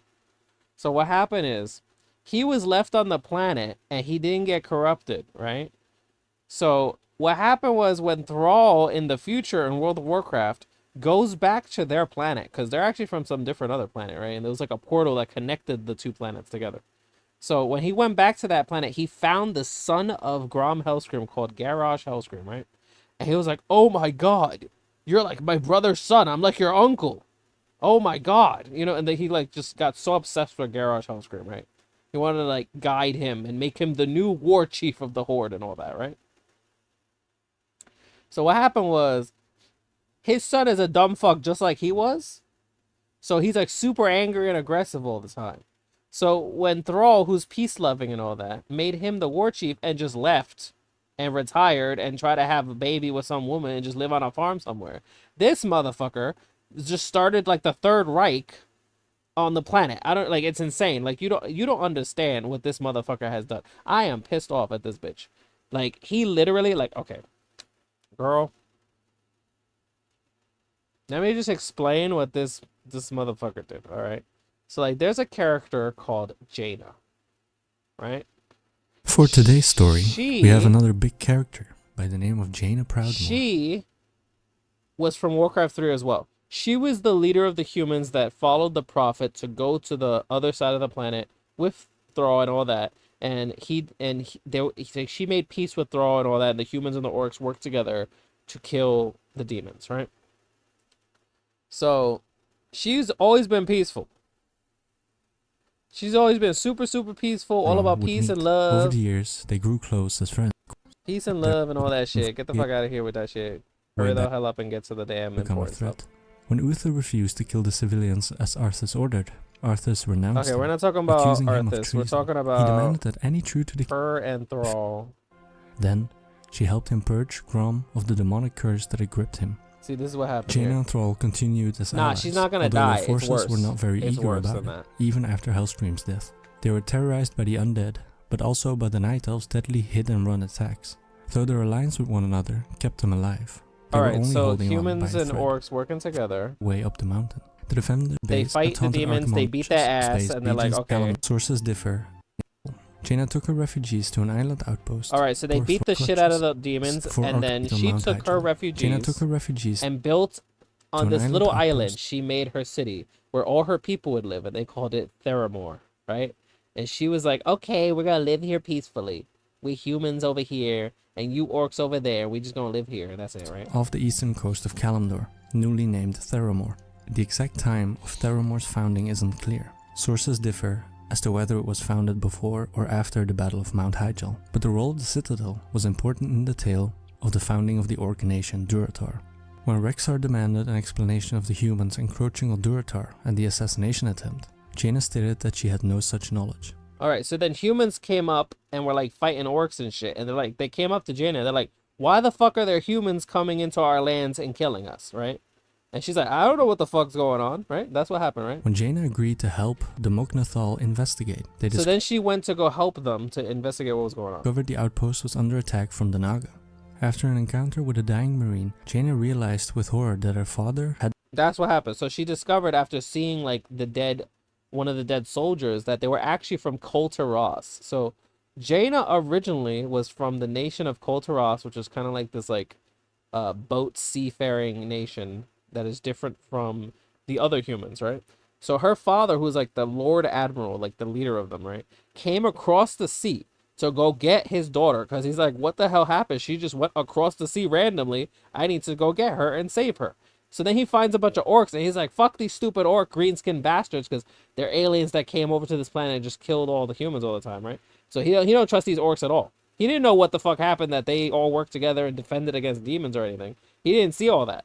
So he comes over, and he's like, I'm gonna get my daughter. And then she's like, Father, no, they're peaceful. And she's like, oh my, I don't know what's gotten into you. You're being dumb or something, but you need to come home right now. He didn't listen to her at all, right? So then she's like, my father won't listen to reason. You know, blah, blah, blah. And she just like lets them kill her father. She didn't help her or anything, but she just like stood aside and was like, do what you must. Pay her a visit.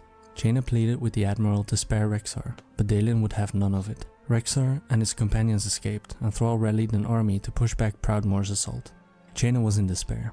While she felt loyalty to her father and her nation, her experience with the Scourge and the Legion convinced her that vendettas such as her father's were immaterial in the grand scheme. Jaina helped the Horde gain ships from the goblins and ordered her own troops to stand down when they assaulted Theramore. Jaina departed due to being unable to fight her own men. But I mean, she loved her father, but she somehow let them just kill him. It was insane, right?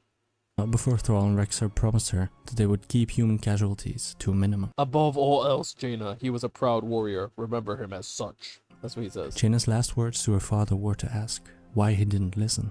Why didn't you Theramore listen, and Father? Durotar remained at relative That's what she peace said, for right? 3 years, though the two former arch enemies were So that think about all that, right? So Jaina just let the Horde kill her father because she was all about peace that much, right? Think about that, right? You know what I'm saying? She was a neutral city that was not Alliance or Horde, right?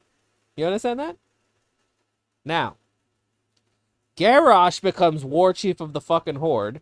He kills innocent, like, Native American chief, like, fan favorite Karen Bloodhoof from, like, the Tauren, which are, like, these big minotaurs. And then, like, he didn't, like, purposely do it, but he did end up killing him because he got into a duel with him like a dumb fuck, right? And then, in, this shit.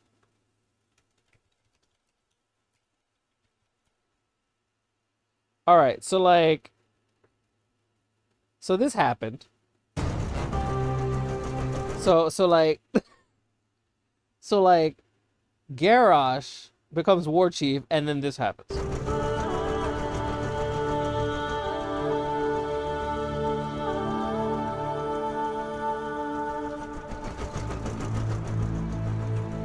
We're gonna turn this place into a sinkhole.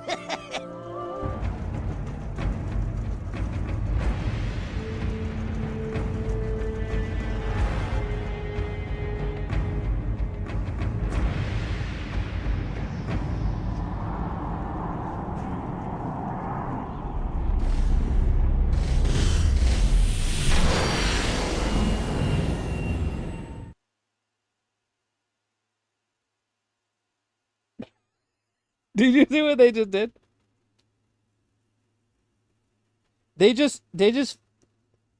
He just fucking nuked Theramore, the city of her, who has been so peaceful and neutral for the longest time, right? He just nuked the fuck out of her town, killed every woman and child, just nuked their ass, right? All right. So then what happens is, I think it was, let's see, what was it called? Jaina Cinematic. Dalaran.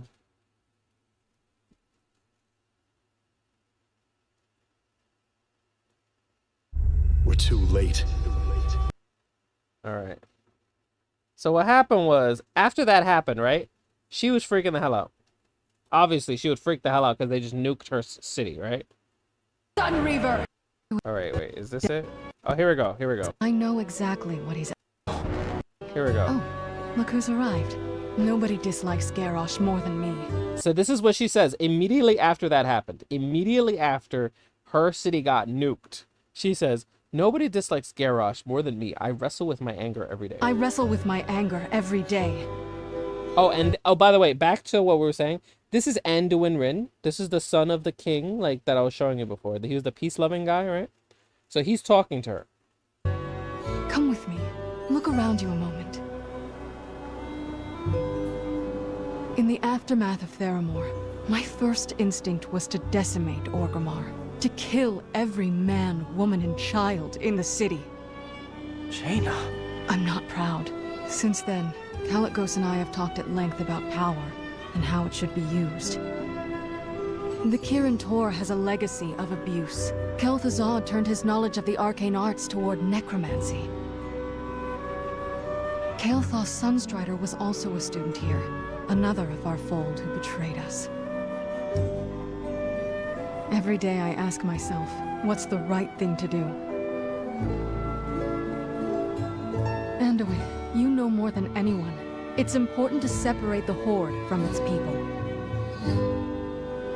The Sunreavers still operate within this city. Alliance and Horde work together. As long as we stay above the war, then there's hope for the world as a whole. I see our city as a beacon of light showing the way. If we can trust one another here, then there's hope for the rest of the world.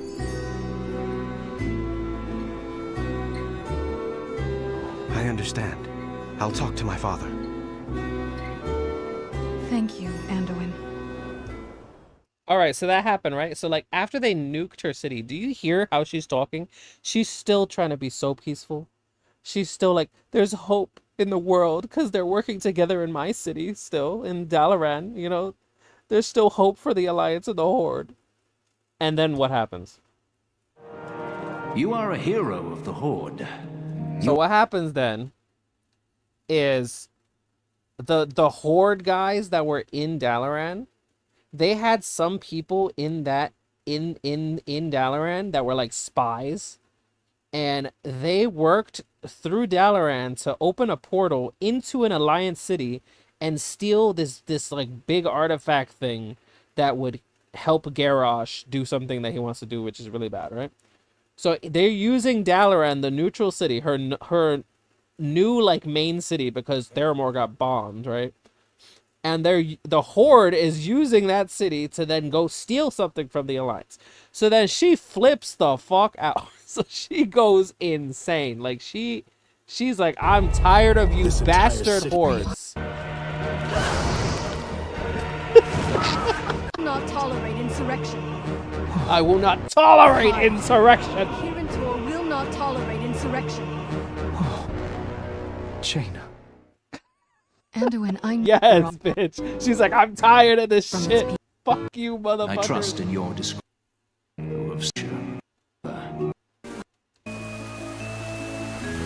Oh, so okay, here we go. Our war chief. Okay, this is the sad part, right? Let me just watch this whole thing that happens. For your deeds in Northrend and during the Cataclysm. So this is the Horde, right? The Horde is talking about this. I trust in your discretion. So what happened was, originally the High Elves were allies of the Alliance, and then in Warcraft 3, when all the fucking lands got fucked up and destroyed by the undead and all kinds of crazy shit happened, right? There was this racist motherfucker, like human knight bastard, who was basically being racist to elves and saying, y'all need to just die already because you're useless and doing nothing, right? So the elves got sick of that bastard, and then they like joined together and became what they call the Blood Elves. They named in honor of the Fallen and all this other shit. And they kind of like separated from the Alliance and ended up joining the Horde in World of Warcraft, right? So at this point, Garrosh is a piece of shit racist, right? Just like the human guy, right? So they're like, fuck this. How about we just join the Alliance again? Because this is ridiculous. So that's what's happening right here. I am a ranger, not a politician. But like it or not, the mantle of leadership has fallen on my shoulders. My people, who have suffered through so many challenges and betrayals, look to me to secure their future. We Sindori were driven to the Horde by the bigotry and distrust of the Alliance. Now, I look at our war chief, and I begin to see the very same racism. I won't stand idle if the Horde interests conflict with those of my people. I may reconsider old alliances. So, like, when you make a character, you either join the Alliance or the Horde, right? So I'm usually an Alliance character, so I'm biased towards that, but this is the Horde perspective. Keep your eyes open, champion. We are all in this together. For now. Goodbye. All right, so he said that, right? He was reconsidering old alliances. He was reconsidering joining the Alliance, and then this happens. Me. I had Darnassus locked down. Every fumbling rogue that tried to sneak into the city, I caught them. I snatched every two-bit charlatan that attempted to teleport through my traps. They couldn't possibly have gotten through. See, this is they took the artifact from Darnassus, and she's like, "What? How could this be possible? What is going on? Right? How is this possible?" So then now she's like, this was an inside job. She starts to freak out. This was an inside job. Somebody inside the city has the bell. No. These portals connect to Dalaran. That means the Kirin Tor, my own Kirin Tor, helped the Horde commit this atrocity. I will not be betrayed again. Those responsible for this will be punished. That's when she freaks the hell out and goes to Dalaran. Eat this, Sun Reaver! So the Horde in Dalaran are represented by the Sun Reavers, right? And the Alliance in Dalaran are represented by the Silver Covenant, which the Silver Covenant are like high elves that never join the Horde. and the Sun Reavers are Blood Elves. All right, so what happens is she goes straight over to the leader of the Blood Elves in Dalaran and is like, "What the fuck did you do?" Now, here's the thing. He was not directly involved in this. It was someone underneath him that was secretly working for Garrosh, right? And remember that the Blood Elves, the actual leader, was talking about, we should rejoin the Alliance. So just imagine this right now. We should rejoin the Alliance, and then Jaina comes out of nowhere and says, "Now you must all die." So they're like, "Oh, I guess we'll just stay in the Horde then."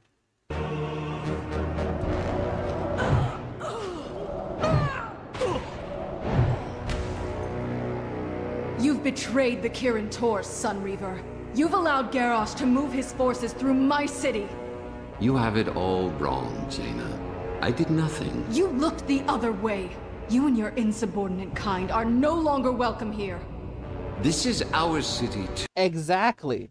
I don't blame her. This motherfucker nuked her city, and now she's being betrayed again after all she's done is be peaceful. She let her father die just to keep peace with the Horde. Like, what the fuck? Too Proudmoore. I see.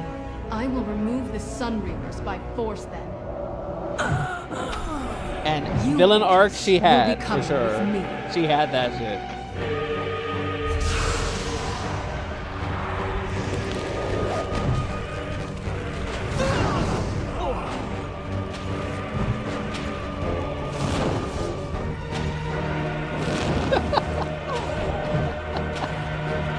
It's so funny because, you know, in the Horde version of the quest, you see her just killing civilians and all kinds of crazy shit.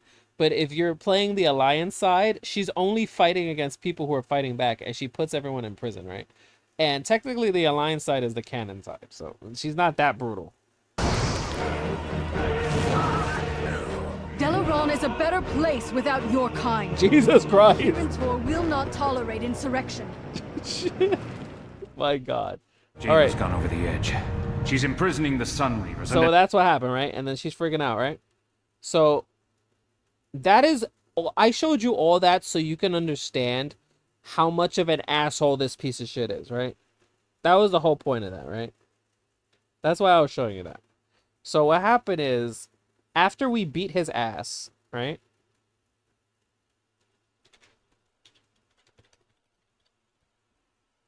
After we beat his ass, Jaina's like, You disappoint me, Garrosh. and this is Thrall. So remember, Thrall made him war chief.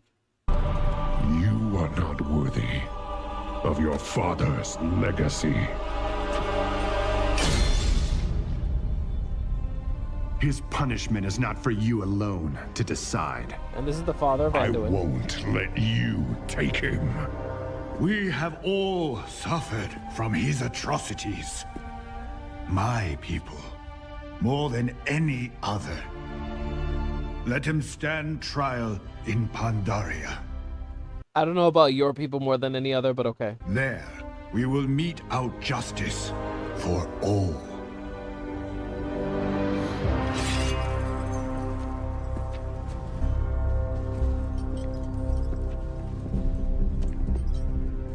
The Horde needs its true war chief. Now, more than ever. Yes, but it was you that held the Horde together during this madness. Thrall is trying so hard to just be in retirement and does not want to do anything. He just keeps giving people the war chief handle because he's like, I don't want to do it.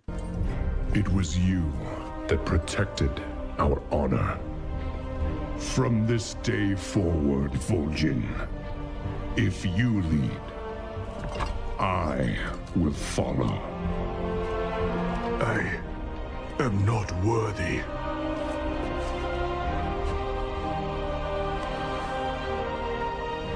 You're gonna see this Sylvanas bitch a lot later on, but just know that this is the leader of the undead faction in the Horde. But I will give my all for the Horde. Look at them. I love her. Already they plot against us. Seize this moment, Varian. Dismantle the Horde. Look at what she has become. She went from super peace-loving girl to like, dismantle the Horde. Destroy them already. I'm tired of these fuckers. You can't ever trust them. God's men? She's like, oh yes, I love it. Let's do it. Father, what are you doing? What a king must do. I will speak to your war chief.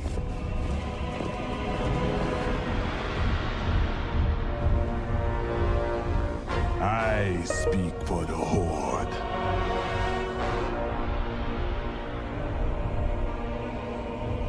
Very well. The Horde has committed heinous crimes, Vol'jin.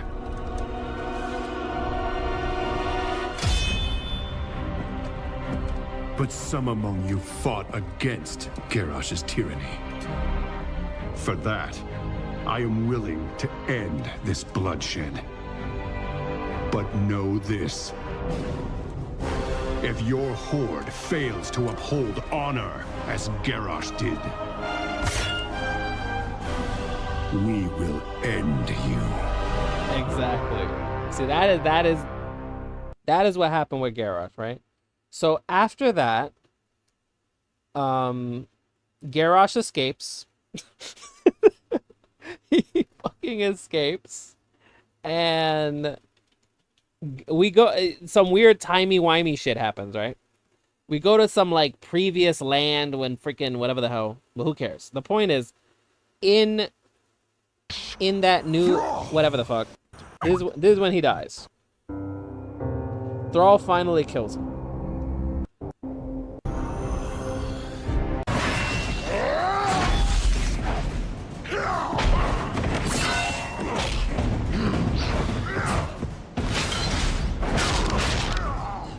All I did. I did it for the Horde! You failed the Horde!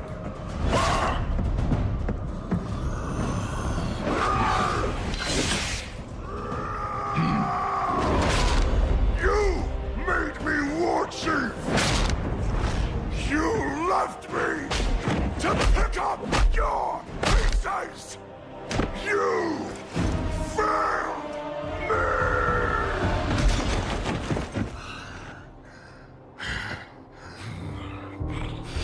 I know, right? Like, just nuking an entire town was completely vital. Strength of a true warrior.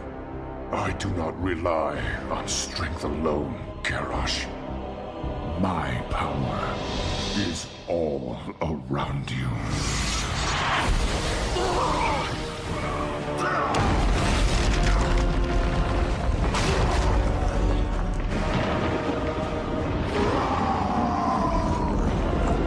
You made me what I am.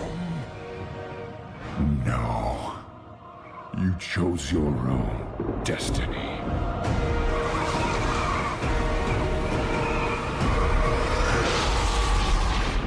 And that's how Garrosh died. Alright. So anyway. So that's Thrall, that's Garrosh. You know who Anduin is. You know who the King of Stormwind is. You know who Jaina is. Okay, so what happened is, after this, they summoned the demons back to Azeroth. So, like, remember they all worked together to fight the demons in Warcraft 3, right? That's when Thrall and Jaina and all that, like, worked together to fight the demons. So, what happens is the demons come back in World of Warcraft. And that's what Legion is. That's what this is. For me to trust, after lived by the sword. I've seen kingdoms burn, and watched brave heroes die. I'm just teaching Warcraft lore to Brandon before I actually start playing Warcraft. In vain.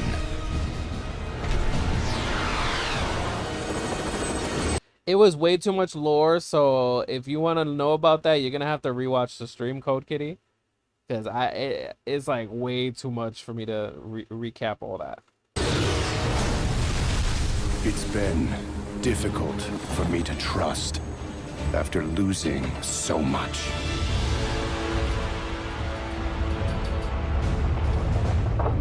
Okay, so as you remember, this is the leader of the undead here.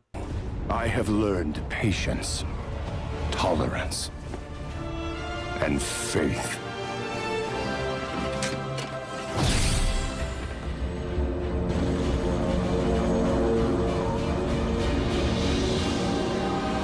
So he said he learned faith, tolerance, peace, and all that from his son, right? And now the Horde and the Alliance are working together again. They're working together again to fight against the demons.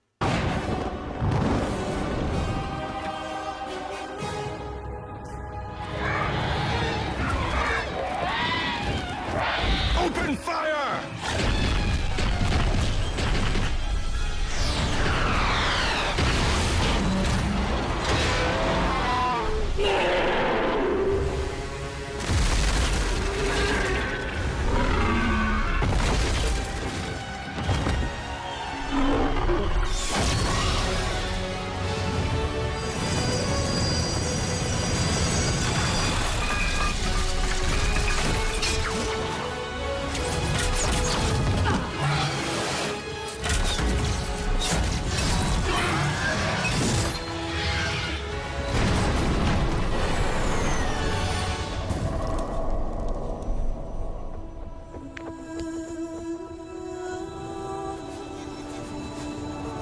This is the theme song of Anduin, by the way.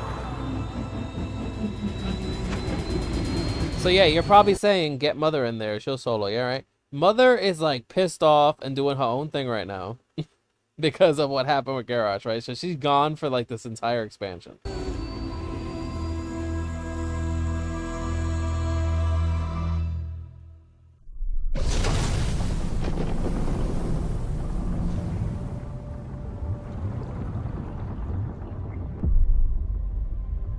Anduin, I now believe, as you do, that peace is the noblest aspiration. But to preserve it, you must be willing to fight.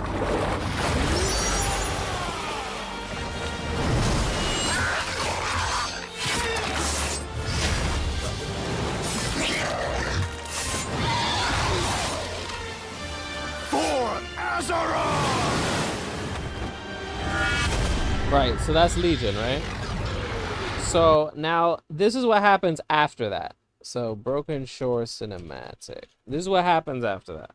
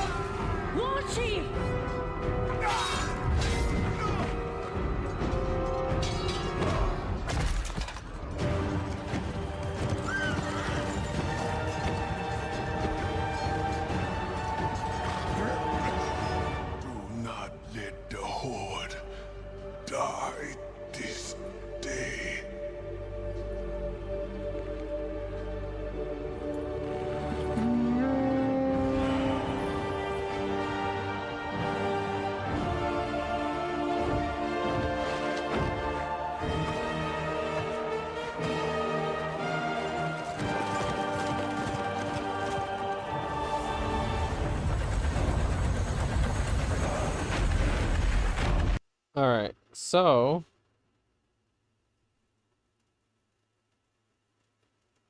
that was that, right? So this is what happened with the Alliance during that.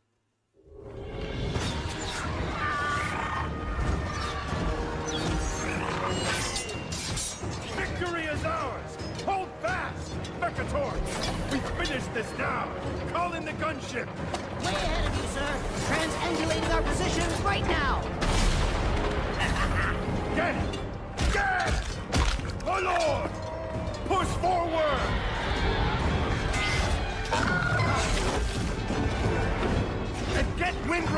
archers to clear the skies!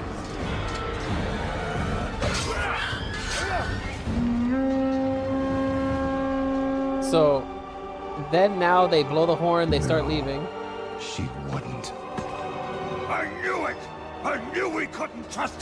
Okay, so this werewolf hates the fuck out of that undead girl, by the way. You remember that undead girl I was talking about? Told you she's the leader of the undead? He hates her. Like, passionately hates her.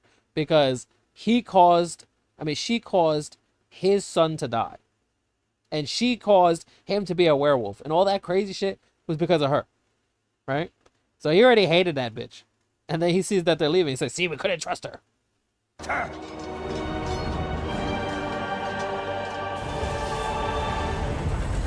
Because that, the thing that I just talked to you about, that happened during the same time that Garrosh, like, nuked Theramore and all that, like, when the Horde was fighting with the Alliance, basically.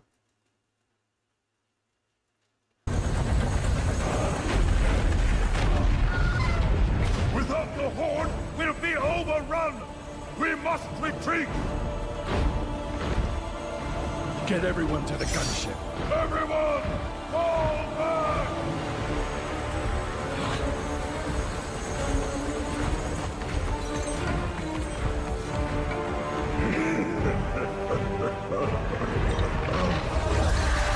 And this is the guy who summoned all the demons back to Azeroth.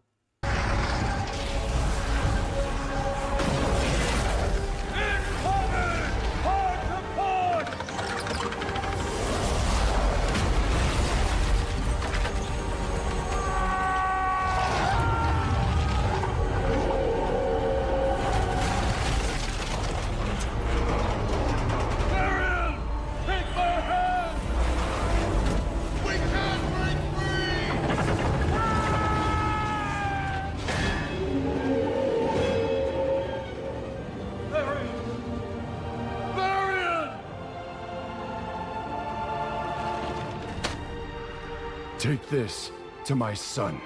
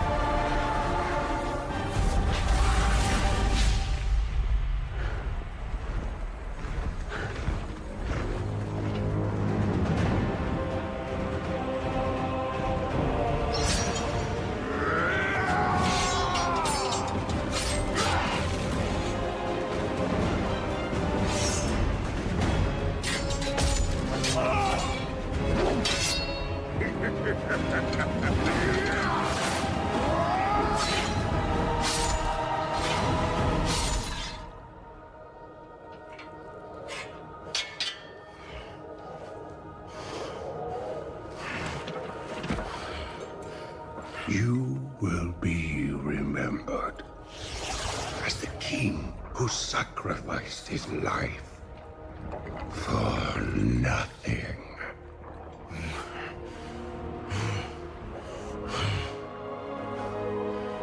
For the Alliance.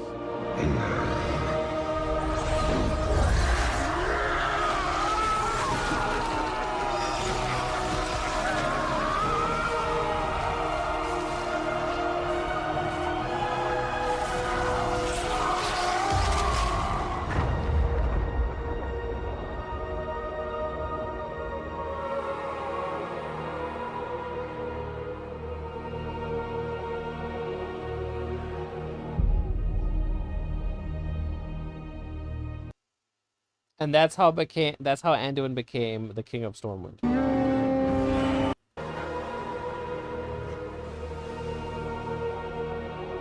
Yeah, so that's how Anduin became the King of Stormwind. Saw that his father died, right?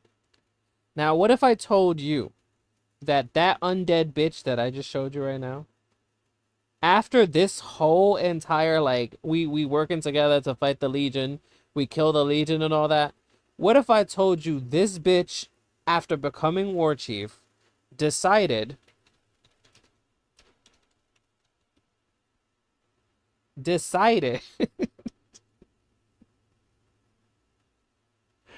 We would literally like...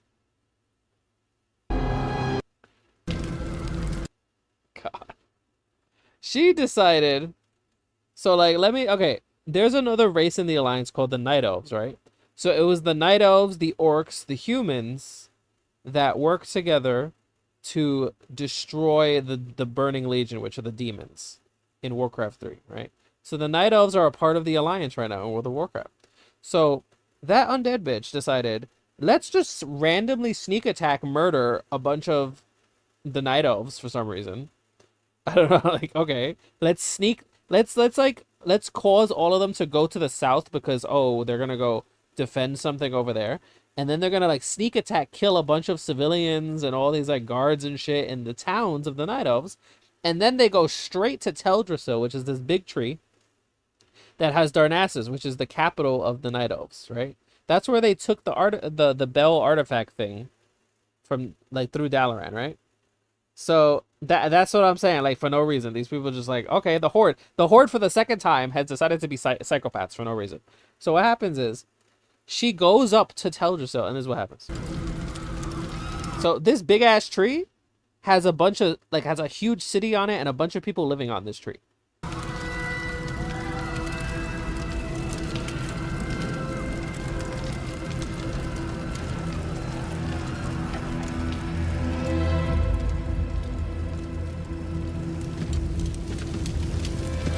Secure the beach.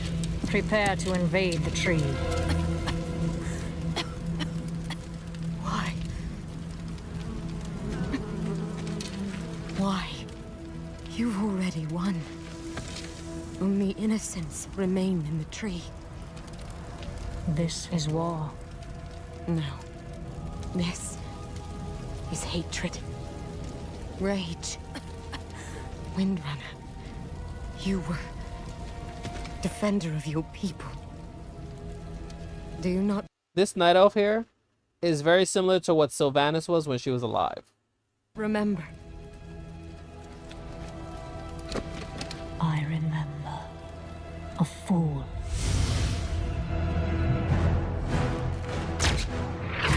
This is her when she was alive. Take her! Run! So remember when I told you, like, the High Elves and the whole upper part of the country got destroyed by undead and all kinds of horrifying shit, and then the humans were racist to them, and that's why they became Blood Elves and all that? So this is when they were High Elves. This is like as they're being destroyed.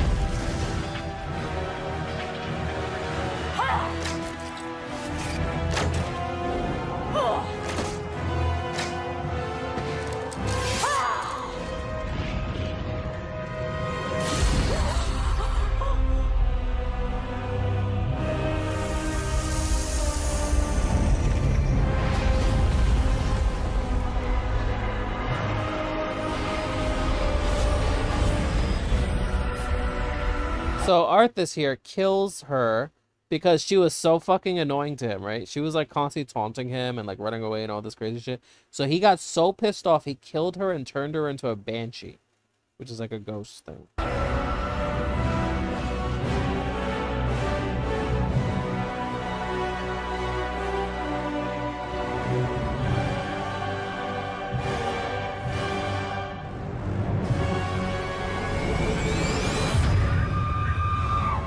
Alright, so... Hope fails. Now you understand.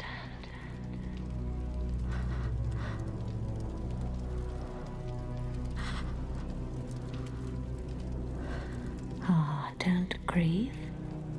You'll soon join your loved ones. I grieve for you. You've made life your enemy. And that is a war you'll never win. You can kill us, but you cannot kill hope. Can't I?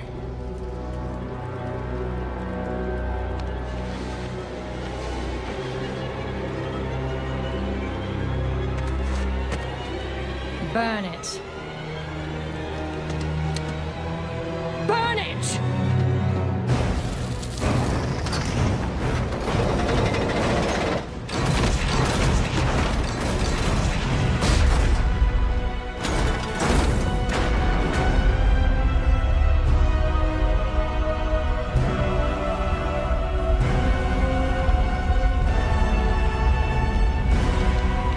I want you to know my character was a night elf, and I literally leveled in that tree, so I was especially pissed off at this. Okay, like.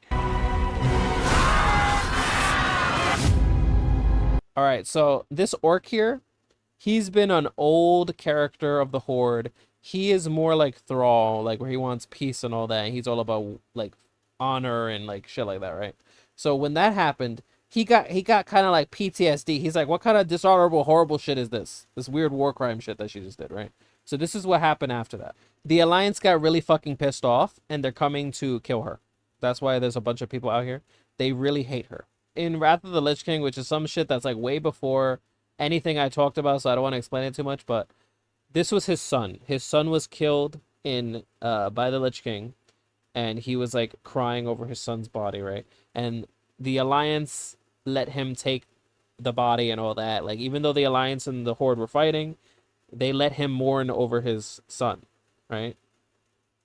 Like, the actual king, the king who died, he was like, let a father mourn over his son or something. Now he's trying to basically like get himself killed by going out here, because he's just so pissed off about what Sylvanas did, and he just like, there's no honor anymore, and I'm mad. And this is a young idiot Horde, poor little naive guy who's trying to copy the like role model. Like, we get to watch the fucking cinematic trailer. Woo! All right, so that immediately goes into this, right? The battle. Ours is a cycle of hatred. Alliances forged and broken. We have paid the price for sharing this world. And we have forgotten what makes us strong.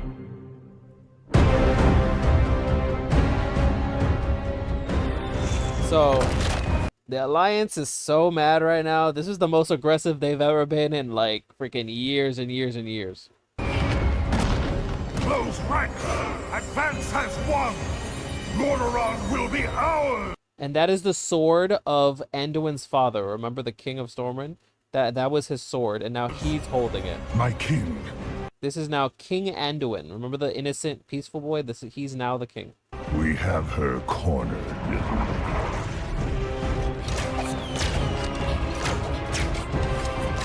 Keep firing!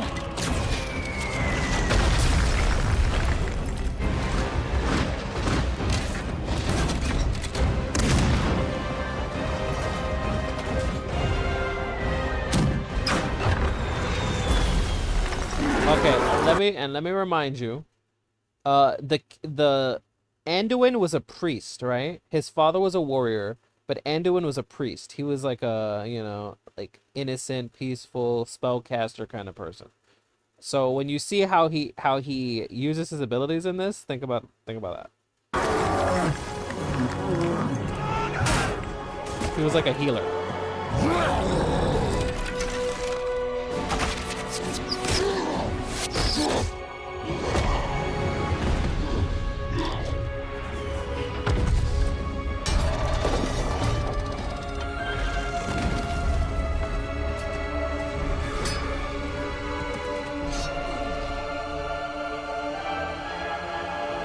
And remember, this girl is actually a banshee ghost thing that is possessing a body.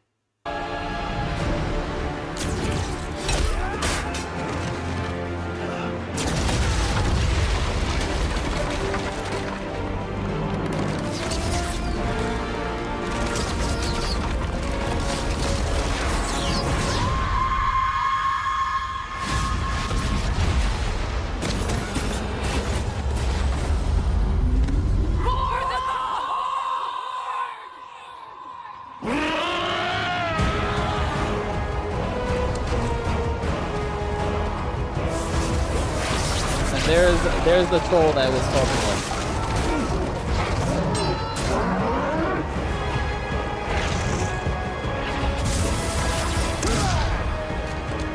Push forward!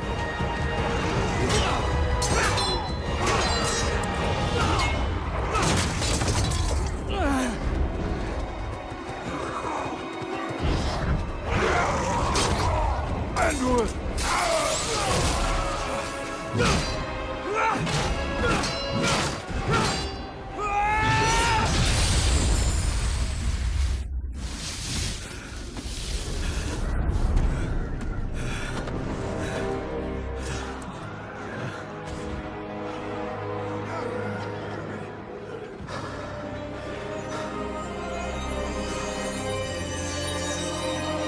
Hashtag support me.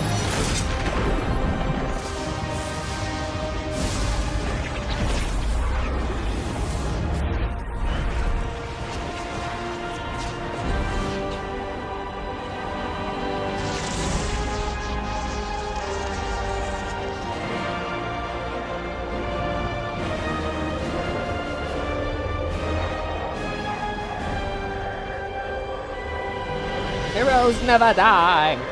That's what he literally just did. Stand as one for the Alliance!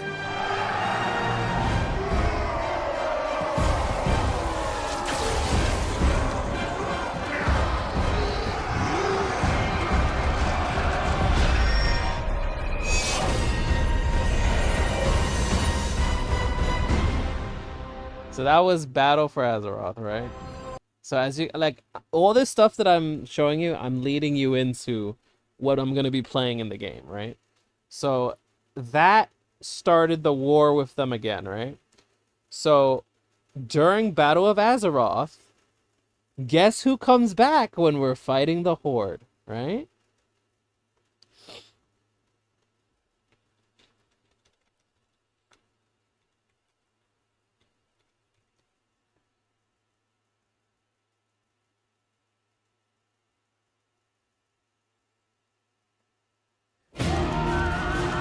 Oh, by the way, you saw all that happened, right?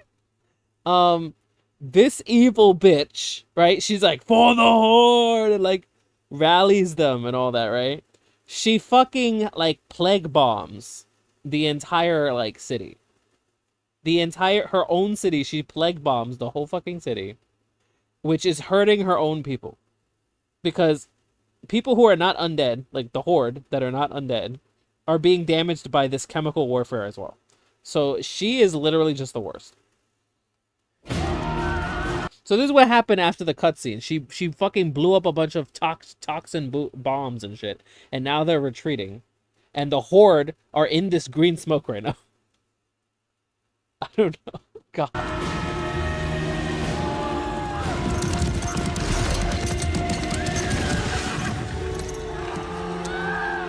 The Blight has broken our ranks! Our assault has been for nothing. Guess who's here? What now? Exactly that. So long as I win tactic. Mother has arrived.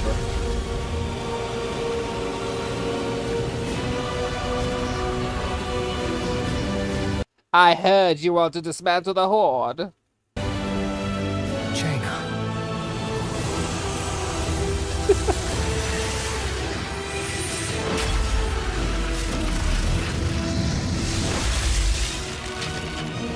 Alliance! Forward!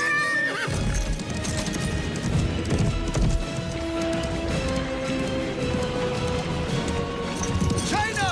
The wall!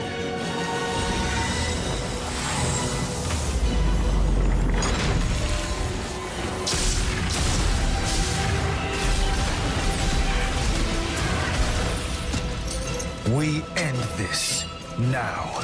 So if you're wondering where the fuck did she get this boat, right?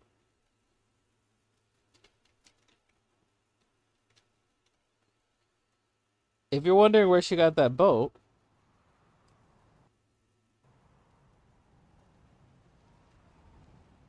this is what happened before she came here. Right here, this is the ruins of her city that got nuked. This is the she's singing right now. It's about when her father came to Kalimdor, which is the land that they were at, right? And she let him die. So that's what this whole song is about. Because he was the Lord Admiral of like a seafaring nation. So they have like a sea shanty about what happened. The whole thing this is obviously, you know, she did all that, and now she's finally saying, I should have just let you fucking kill these I should have helped you kill these bastards. And she basically raised up the old, like, gigantic captainship of her father. This is like the freaking royal ship.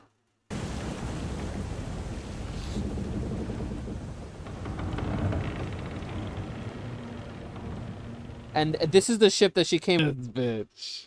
And she probably could, actually, because if you know the freaking Jaina boss fight, this bitch crazy. Like,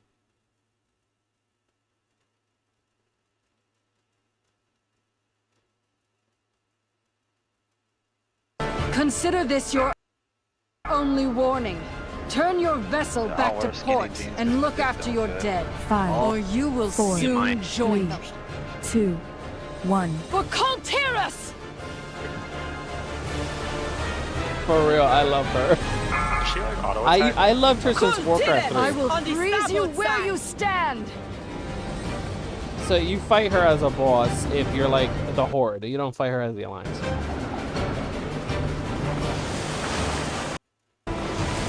I will freeze you where... Hope you Enemy don't vessel, mind off the our port cold. side. Give them a taste of our cannons. Ha! Horde vessels on the horizon. You have nowhere left to run. Ice Witch. You really think I've been running, Captain? Ice Witch. That's exactly what I would say. That's so funny that he said that, because that's exactly, I was like, Ice Witch. Impossible. But anyway, she's like, you really think I was running, Captain?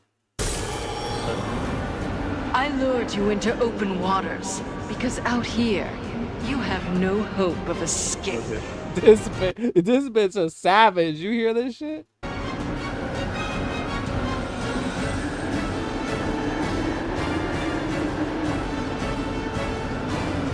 It's time we finish this. For the Alliance! All Yes, weapons, girl. open For the fire! Alliance. Yes, queen. The sea answers my call. Technically here, she's not villain because she's with the Alliance here. So technically, she's only a villain to the Horde. But let me see. So now, so what happened here is, remember that song I was talking about? Jaina Nightmare. So like, the thing about that song, right? That song originally, it's called The Daughter of the Sea, right? So originally it was a different song.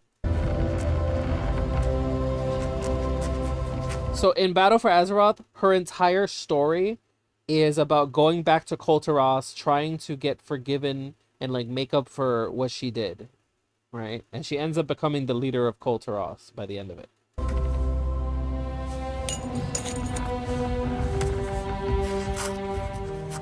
Ahoy, ahoy, sweet daughter of the seas. See that? It says, sweet daughter of the seas. Ahoy, this child be mine.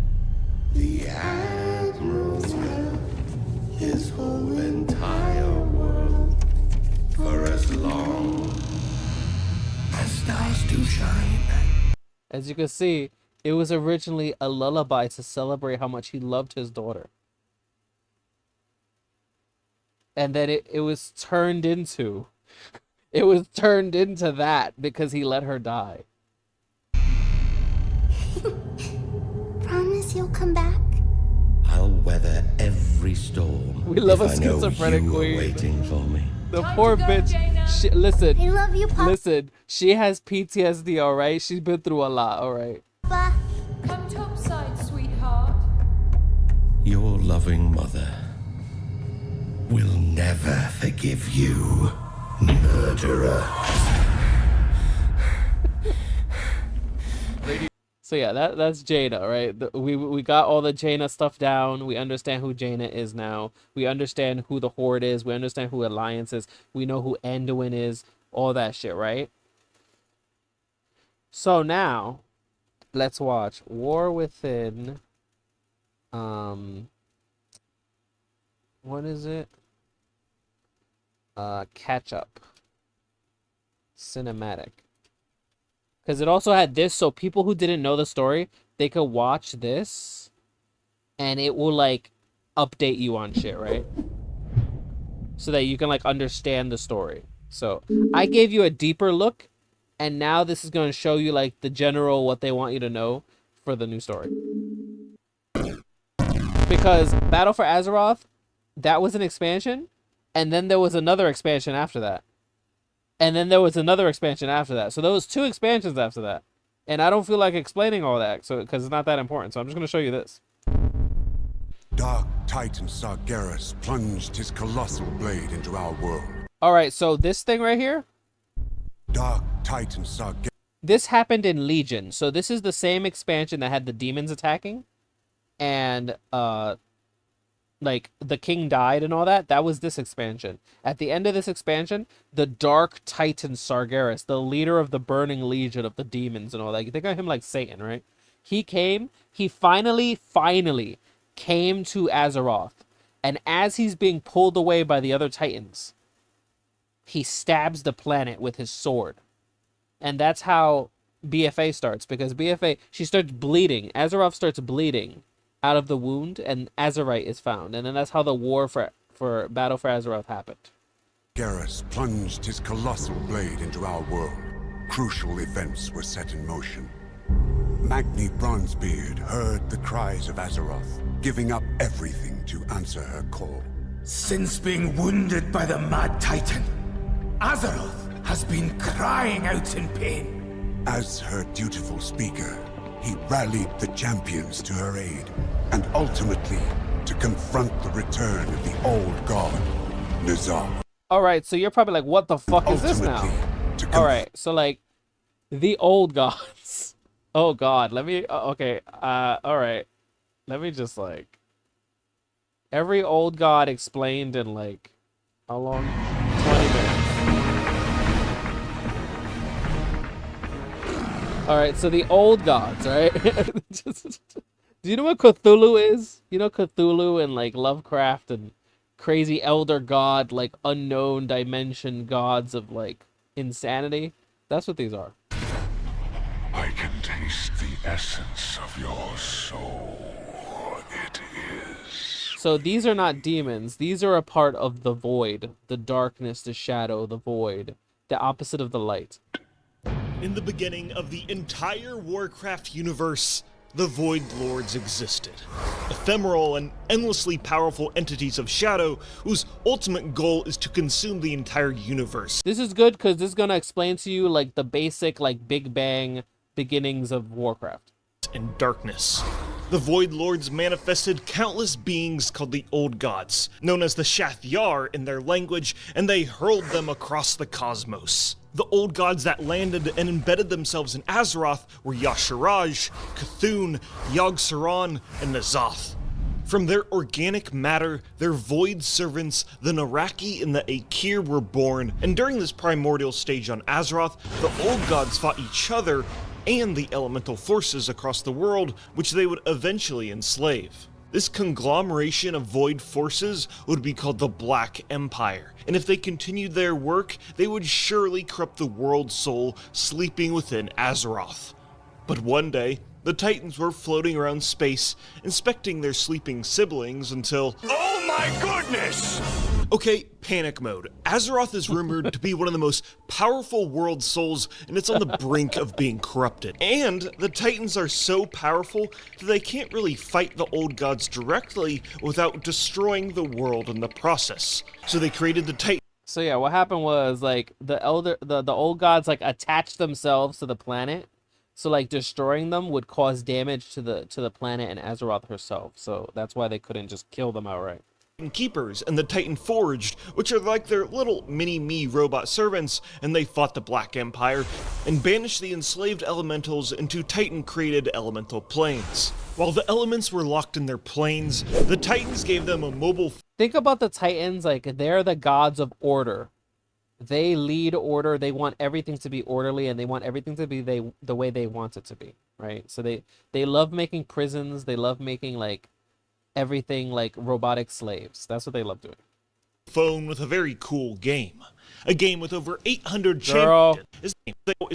And then enter QR code paths in the Titan creations. Shadow Legends for sponsoring this video. Okay, back to the war against the old gods and the Titan creations. The end of the war was going really well for the Titans, except when it came to dealing with Yasharaj, the seven-headed old god that inhaled courage and breathed fear. You cannot succeed. Your cause is hopeless. This old god was far too strong for the Titan Forge to face, so Amenthul, the leader of the Titans, reached down and pulled Yasharaj out of the ground like— It's so funny because him explaining all of these old gods is also going to explain like so many different expansions. Like a weed. All that you have accomplished, all that you have won. Kind of think about these old gods like the elder dragons from Guild Wars. Like they're like the big bads. Yes. All that you have accomplished, all that you have won. So Ishar was talking a lot of shit, and then that guy like. Yes. So what happened was he tried to pull this bitch out of the planet, and that's when they discovered that if they try to do shit like that, it's gonna damage the planet. So it was because of this that they actually discovered that. And while the old god was dead, the purging left a giant open wound in Azeroth, which would later turn into the Well of Eternity, an unlimited font of the world's power. From the remains of the slain old god, 7 entities called the Prime Shah manifested themselves and would settle in the land that would later be called Pandaria. Embrace your rage. So this is the land that is like China that we looked at before, that Garrosh came over and then stole the bell and all that other crazy shit. That was this land. Caress your fear. Gorge your hatred. Voice your doubts. These 7 Prime Shah would not truly awaken until the Horde and the Alliance showed up in the Mist of Pandaria expansion, where they harbored all of these negative emotions as they beat the shit out of each other on this newly discovered continent. During their imperialistic rampage, they also ran into the Mantid, who worship Yasharaj, but the essence of this old god would be no more when Garrosh consumed his heart and is later defeated. Okay, rewind a bit back to when Yasharaj was being ripped out of the earth. Clearly doing this to all of the old gods was not going to work. The Titans' new solution to getting rid of the old gods without damaging Azeroth was to simply imprison them. So all over the world, the Titan Forge created monolithic facilities to contain the essence of these old gods. Cthulhu was trapped in Ahn'Qiraj, Yogg-Saron in Ulduar, and N'Zoth deep in the ocean in a place named the Circle of Stars. Okay, crisis averted. But the Titan Keepers and their minions were not satisfied just yet. They wanted answers. Who were these old gods? Where did they come from? How did they get so powerful? And most importantly, is there a way to uncorrupt them? Maybe they could kill these parasites without destroying Azeroth. In order to find these answers, the Titan facility called Uldir was created. Within this research fortress, they meticulously experimented with the essence of the old gods. Okay, Gahun is not very important. They were experimenting and they created Gahun. Starlight, horrible thing. In Ulduar, the old god Yogg-Saron was trapped. But as I explain this story, you'll quickly discover the Keepers and the Titan Forged did an awful job at keeping the old gods contained. Even though Yogg-Saron was imprisoned, his blood still flowed freely through the continent. This corruptive blood hardened into an ore called Serenite, and it was through this Serenite he was able to whisper to his imprisoners, the Titanic Watchers, and he drove them into madness, which led to a whole bunch of infighting between them. Yogg-Saronite would also corrupt the monolithic dragon Galakrond, and then far later, it would corrupt the world tree of Andrasil, and through that he was able to manifest the Emerald Nightmare. So he's had a lot of impact on the Warcraft universe, despite being in prison this whole time.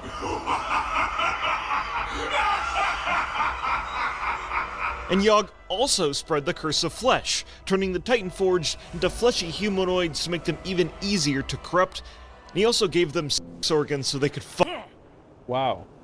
I feel like people skip over that part a lot.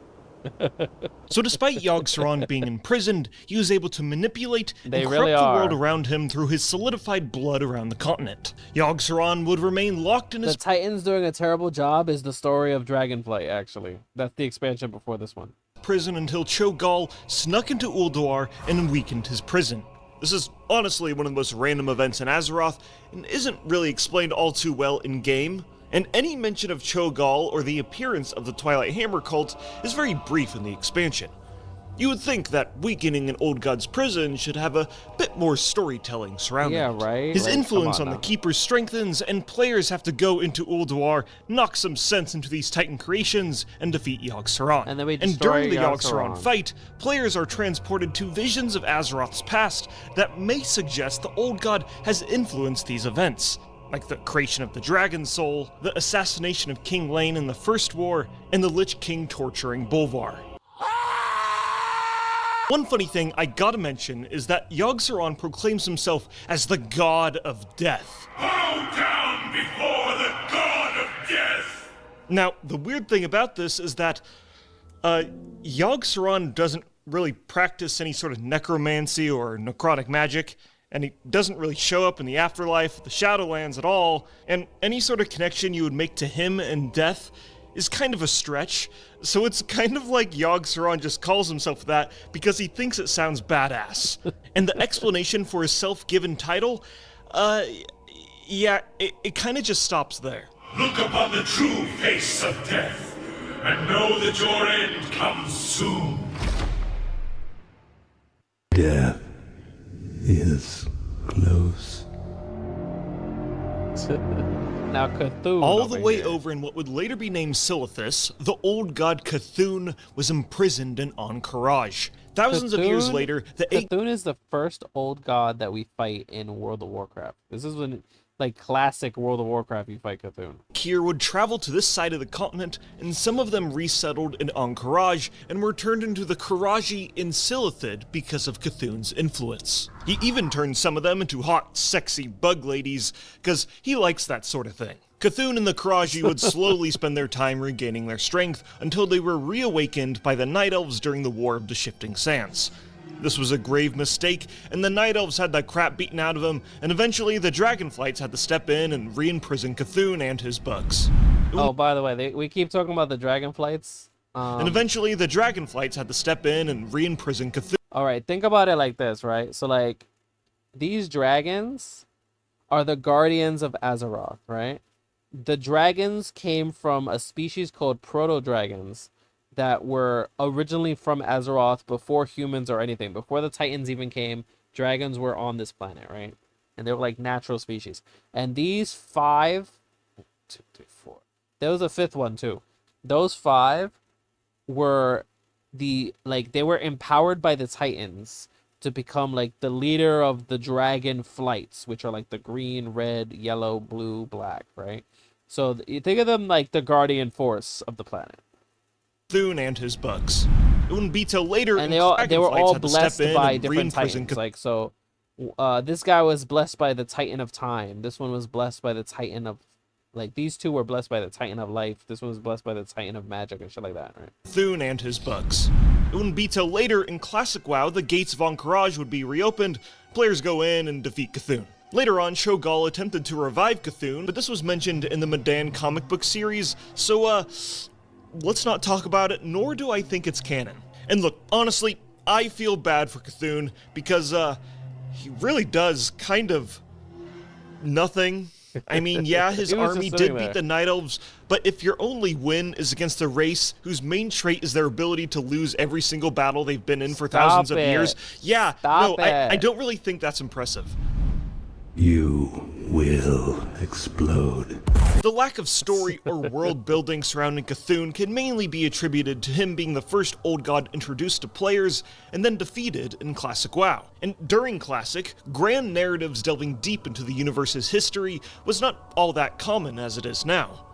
Cthulhu is just a bug overlord with a giant eye because Lord of the Rings just came out and all-seeing eyes are badass. Alright. Now this was my favorite one, N'Zoth here. This is N'Zoth.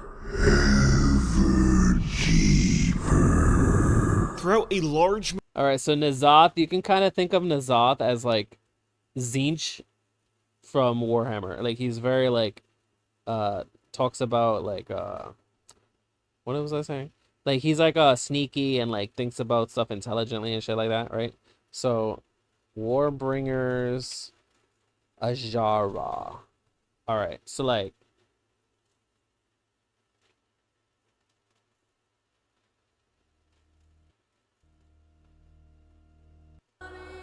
alright, so remember I was telling you about the Night Elves or, like, whatever the fuck, right?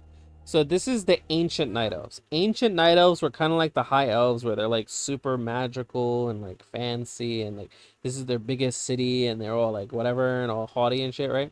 So Ajara was their queen, the strongest mage in Azeroth, all kinds of crazy shit. You're gonna see her right now.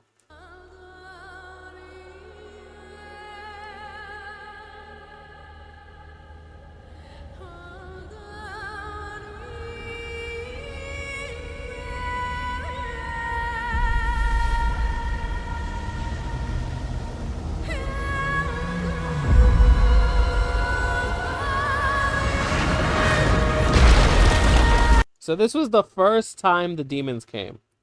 And what happened was this big explosion happened that caused these giant tidal waves and all kinds of crazy shit. That's what's happening right now.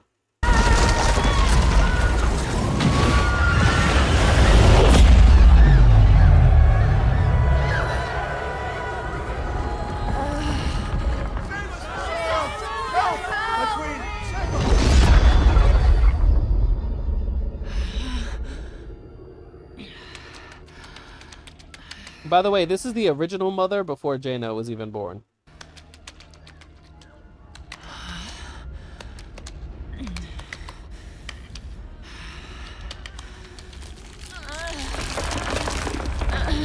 She's holding back a giant tsunami. That's how strong she is.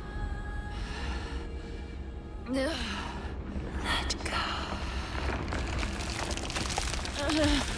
Let go. No! I am queen. This is the empire I built. It is over.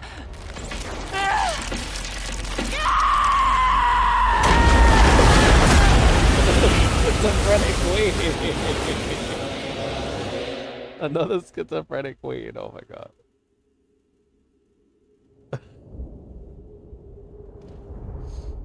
To be fair, the old gods love to induce schizophrenia, so.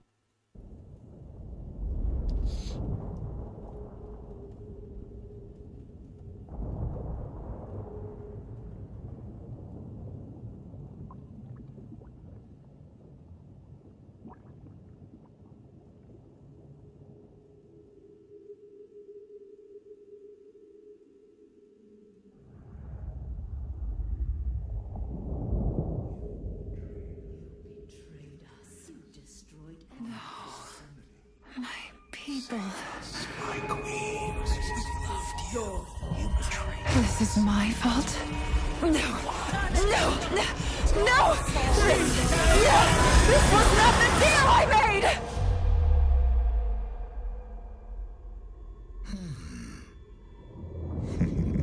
Deal. I like deals. Who are you?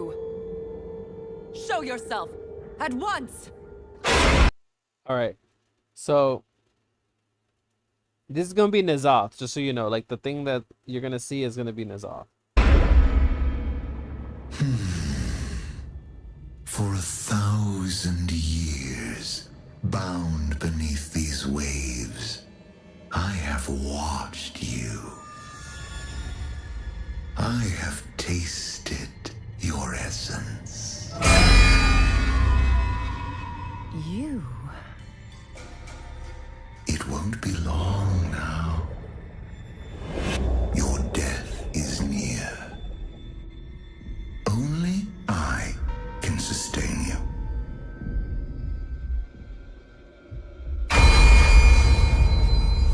Let go. Serve me. You You are nothing. Nothing? I am a god! Before you walked this land, I ruled.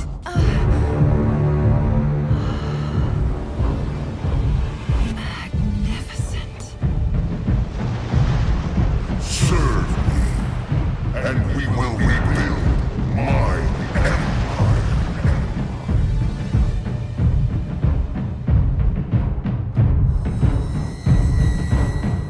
No. No? You dare! You will die! A queen! Not a slave. You've watched me for 1,000 years, so you know what I want. Take my people. With them, I will raise an army, conquer your enemies, build an empire as queen. Or let me die, and you will remain here, a prisoner. The god of nothing.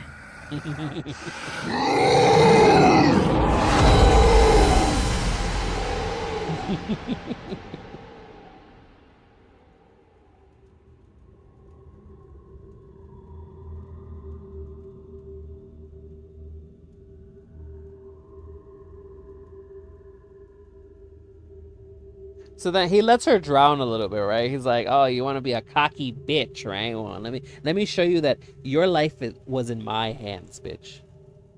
So he lets her drown a little bit.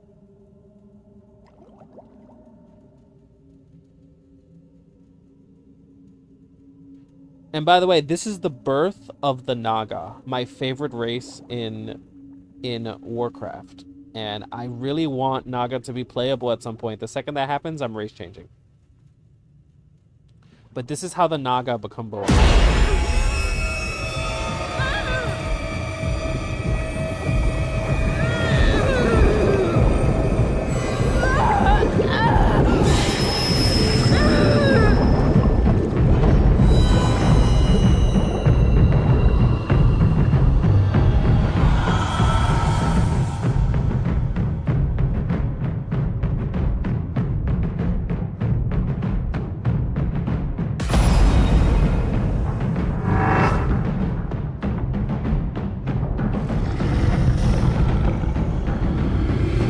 Arise, Asara. Arise, my queen.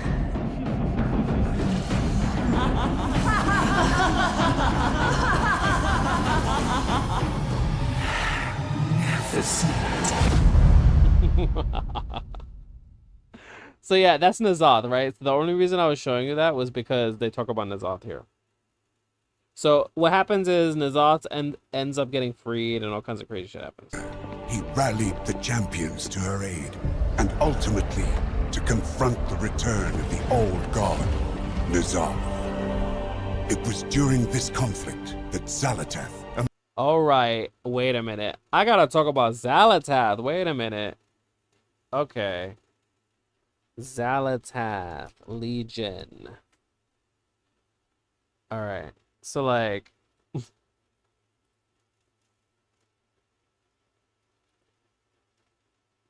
so in Legion, Shadow Priests get a special weapon, right?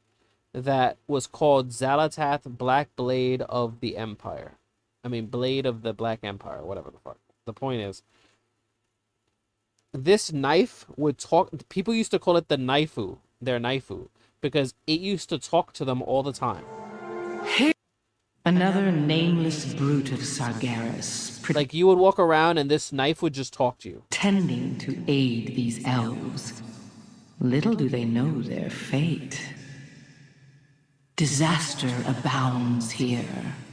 Elf ruins filled with unquiet souls. You see how it just talks over and over, right? So now, the thing is...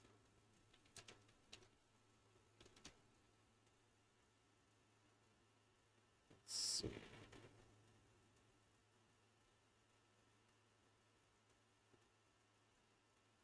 Where are the whispers directly?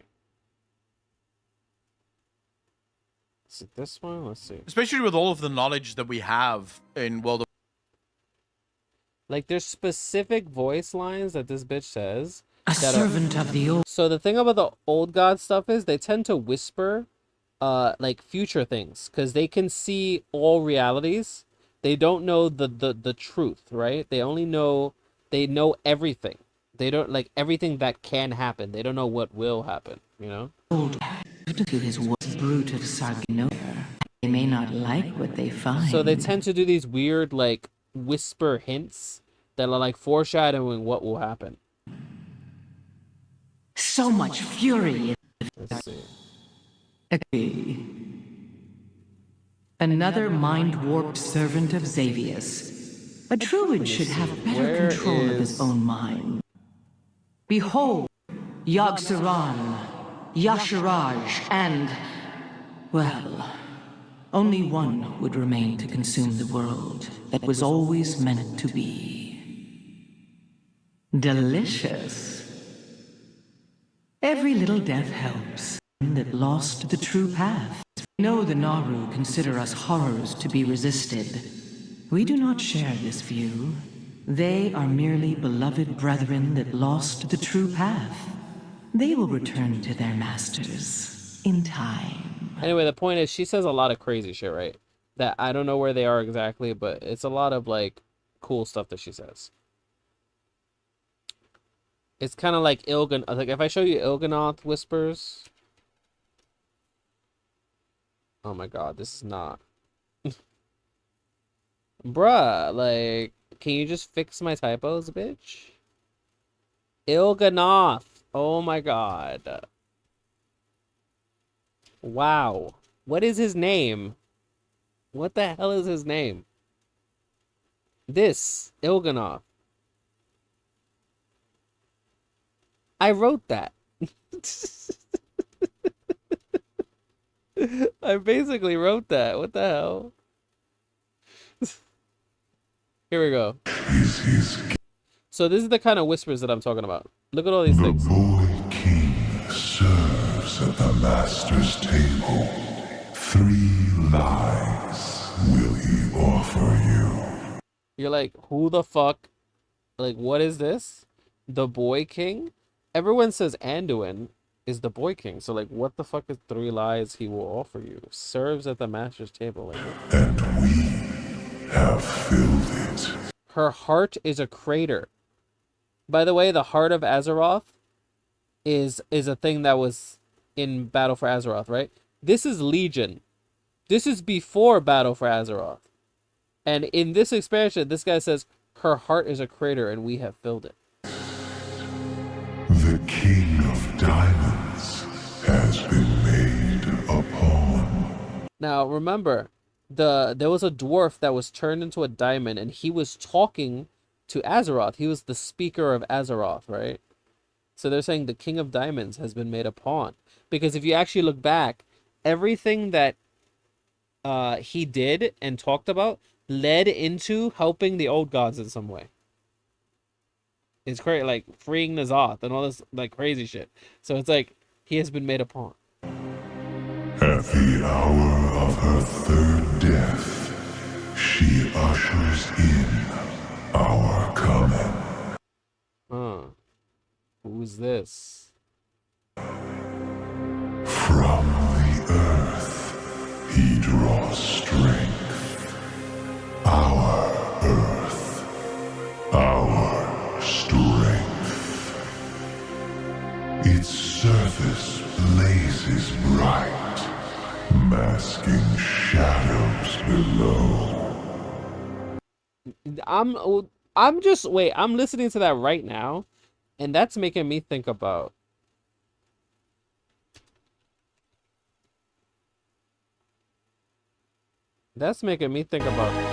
this right now.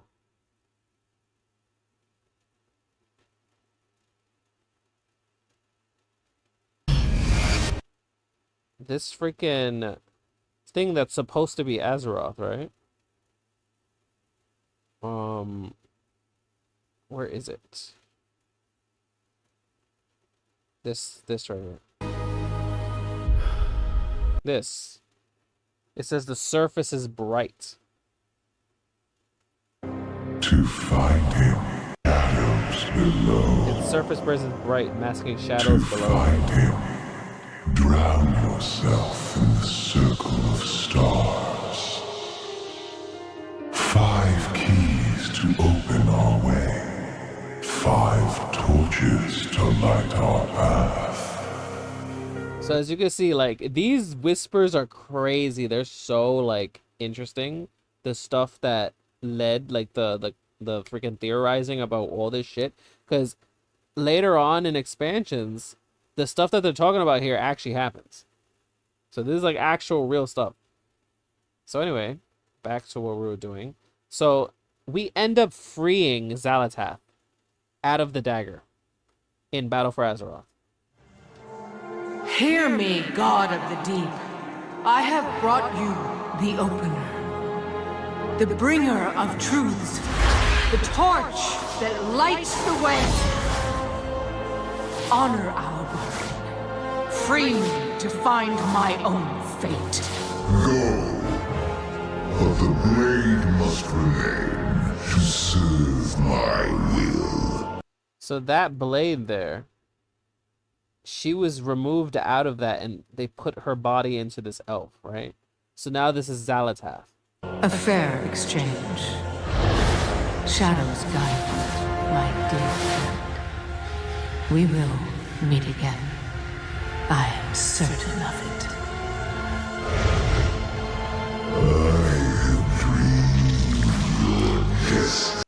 So yeah, that is what they were talking about here. N'Zoth, ultimately, to confront the return of the old god, N'Zoth.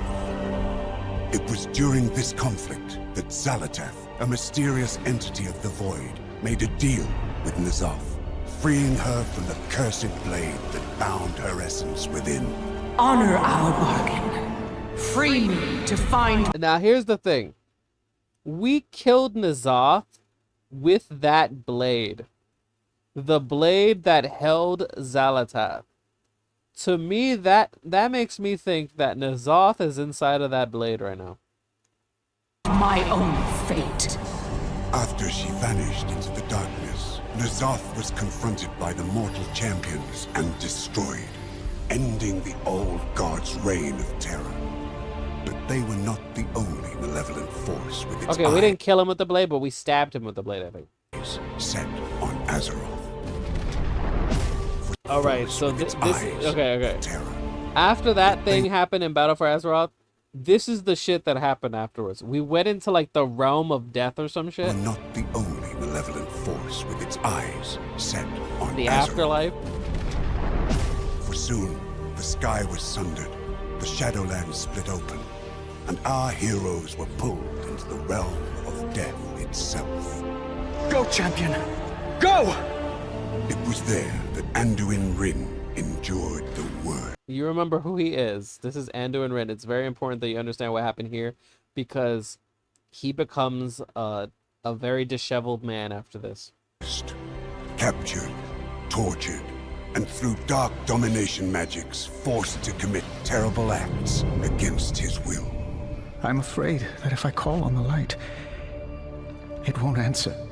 Scarred and shaken by his experience, he vanished, his whereabouts unknown. After the threat of the Shadowlands had been quelled, the dragons of Azeroth returned. Okay, before we talk about the dragons, this cutscene.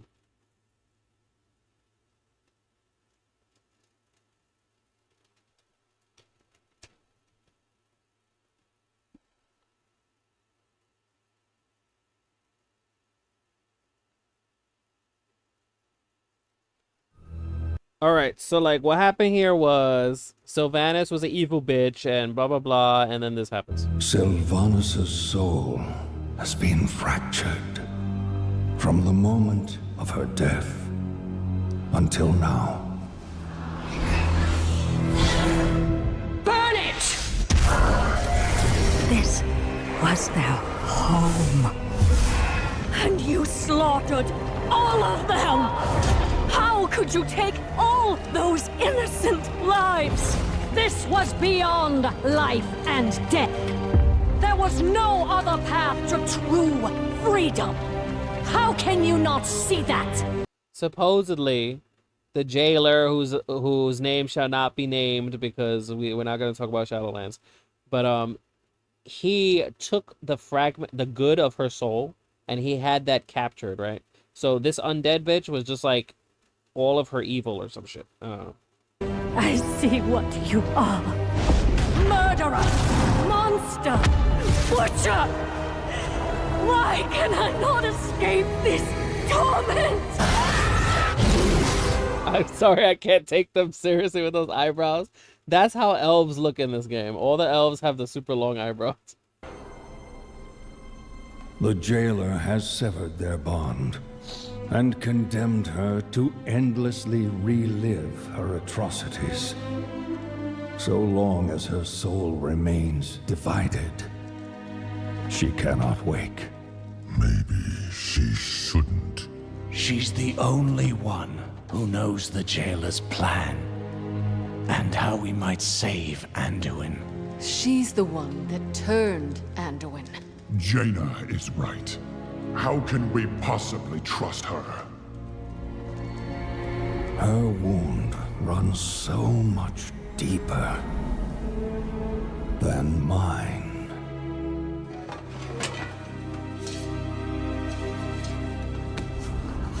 So both of these people were killed by Arthas, who is some guy we're not going to go over right now, maybe some other time.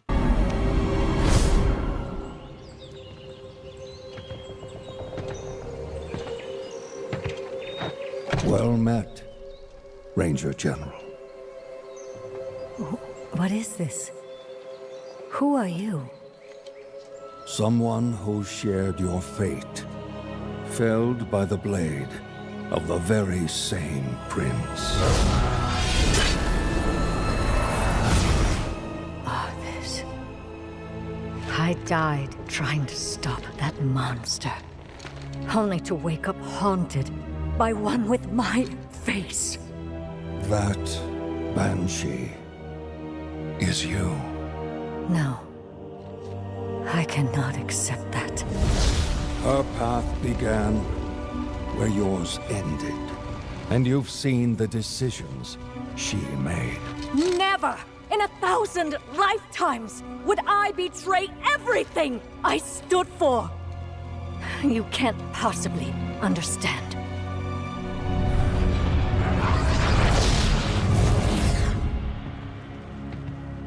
The jailer is deceptively cunning.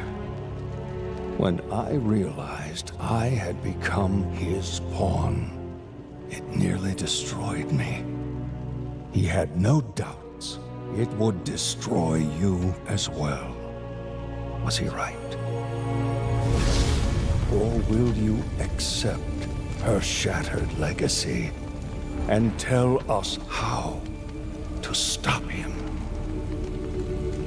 Her crimes are unforgivable. Yes. And she... I must face the consequences.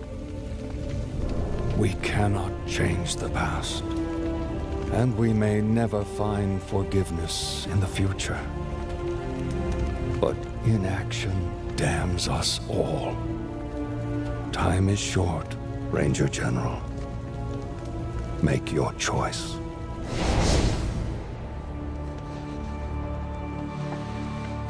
I've done all I can.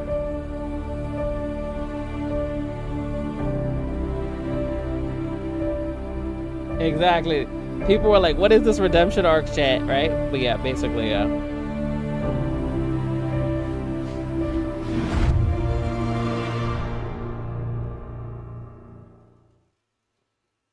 Yeah, so she wakes up and then she helps us with the stupid fucking all that shit.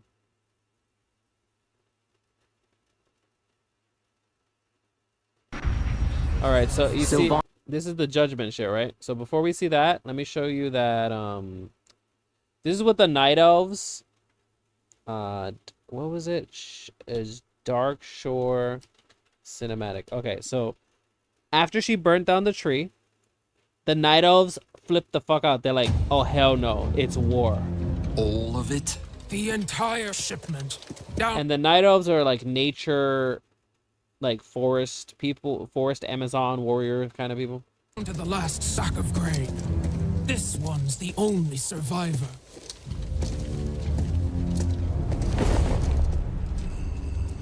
So this is right after they burnt the tree.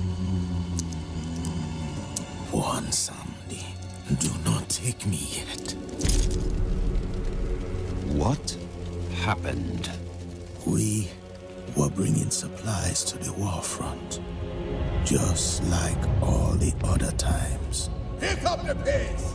We got to get these supplies to our soldiers by dawn.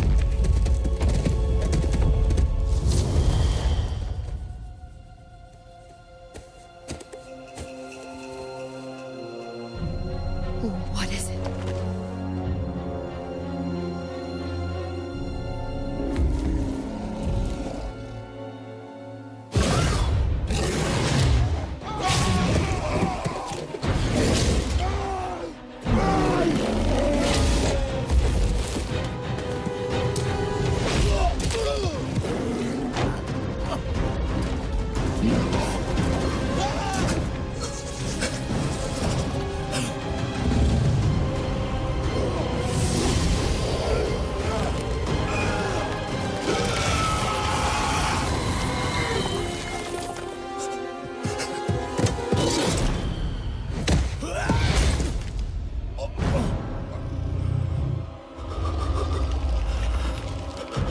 Tell her we are coming.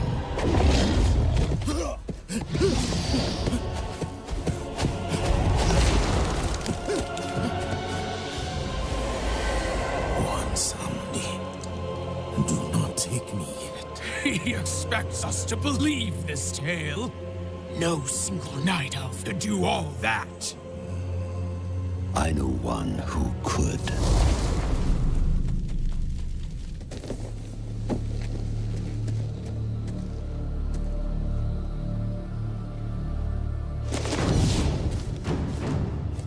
I want you to know, as a Night Elf player, this got me so fucking hyped. Because I was a Night Elf player for a long time. I was like, oh my god, yes, my people. We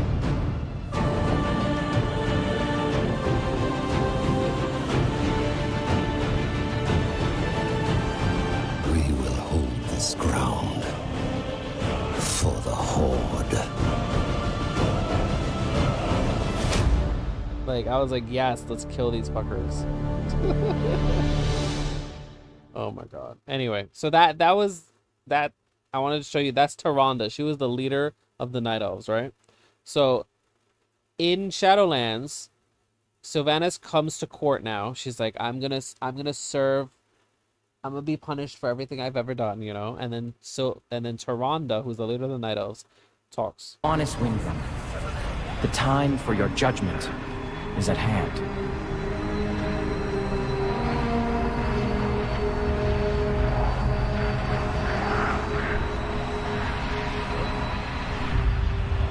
There can be no true justice without compassion. And I can see your deeds bear the mark of the jailer's influence. An influence we failed to contain. The jailer did not control me. My actions were mine alone, and I accept their consequences. Then, you know in your heart to whom you must answer. I submit to the judgment of Tyrande Whisperer. Entrusting justice to your most fervent adversary. Are there any gathered here who object to this fate? So be it. What game do you play now, Banshee? The Sylvanas I hunted would never submit to the blade of her enemy. Death would be a merciful end, Tyrone. And I do not expect your mercy. Your newfound remorse might be genuine, but it can never erase all you have done. There will be no peace for you, Windrunner, until there is peace for the souls of your victims. The prisoner is in my charge now. Bring her!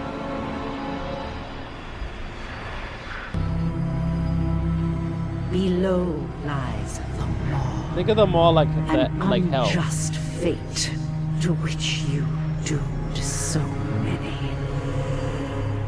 And it will be there that your penance begins. Every soul lost in its depths, betrayed or condemned, you shall find and send forth to the Arbiter, to be judged with the compassion all souls deserve.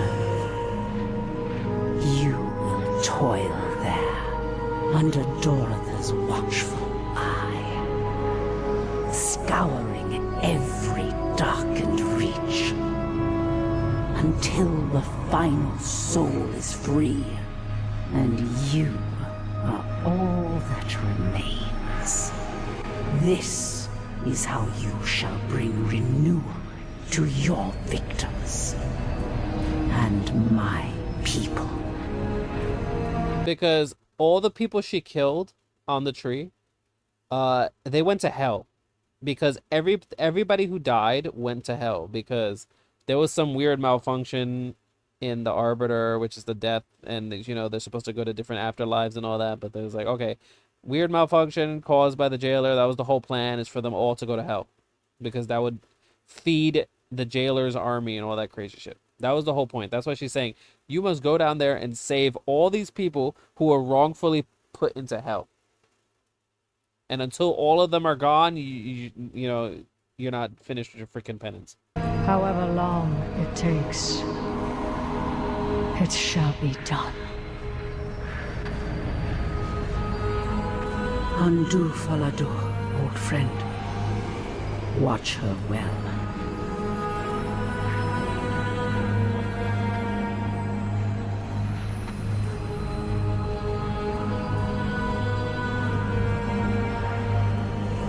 Oh, and these are her sisters. This is Alaria Windrunner, and this is Varisa Windrunner. This is their sister.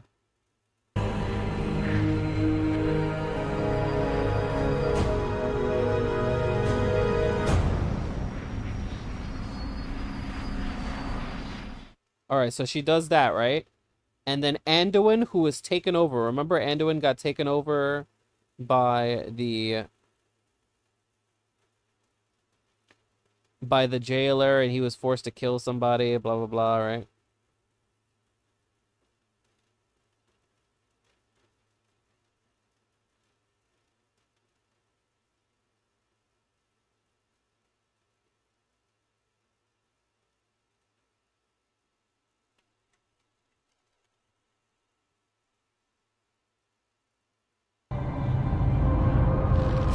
So Anduin is like super PTSD depressed right now, right? He goes to see Sylvanas while she's in hell trying to do her job.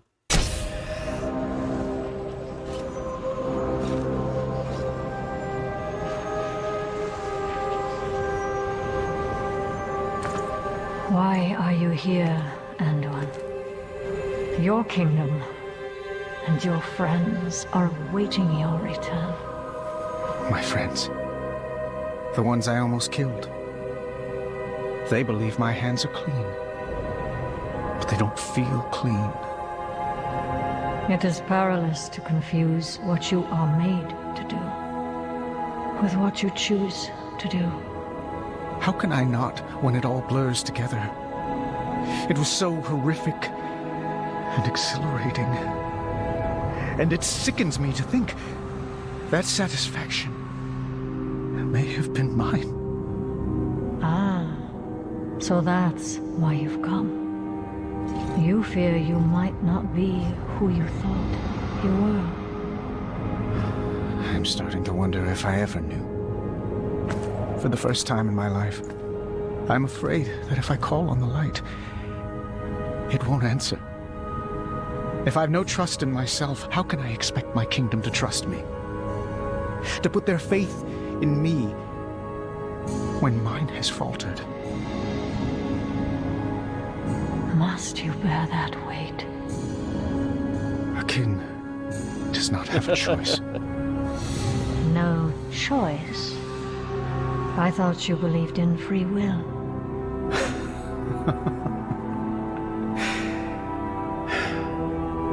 I need time to think about many things. Anduin, I have faced Because she's the only one who would understand, like, being under the control of whatever, you know. who I was and accepted what I've done. Now, the work begins. Yes, it does. Farewell, Sylvanas Windrunner. Until our paths cross again. Farewell, little lion.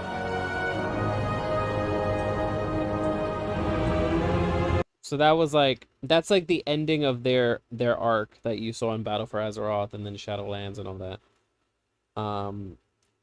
So that, what happens there is, it's been a few years since Shadowlands, right? And Anduin went missing. Anduin just like left. He hasn't been seen for years, right? And this is what happened when we finally see him again. This shit.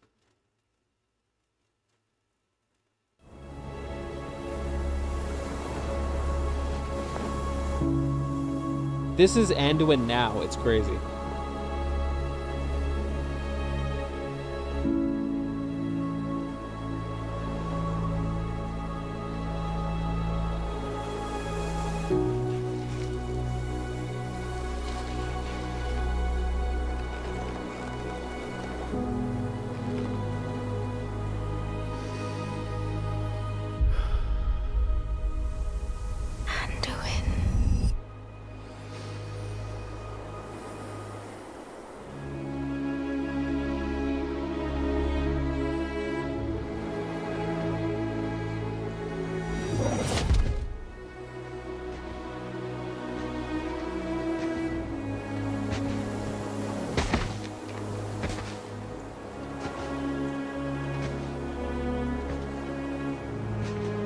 You're here to tell me we don't get to hide.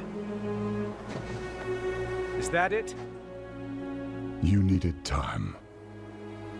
We stayed away. But time by itself heals nothing.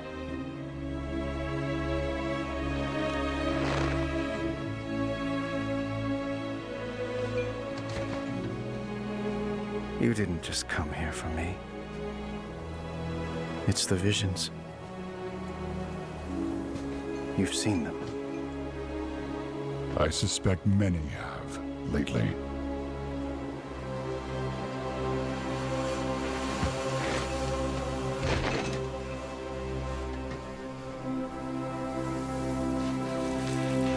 Something, someone, is calling out from the heart of the world.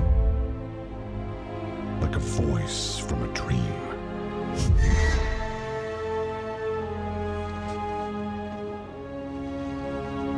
Something dark is coming, Anduin.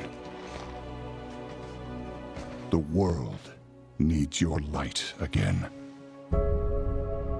My son.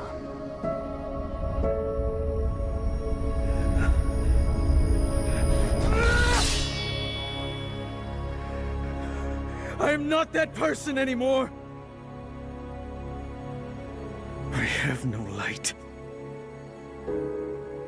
Not after what I've seen. Not after what I've done.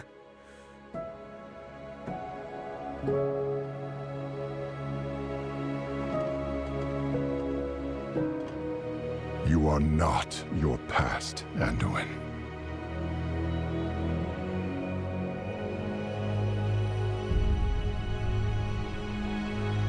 I trust you.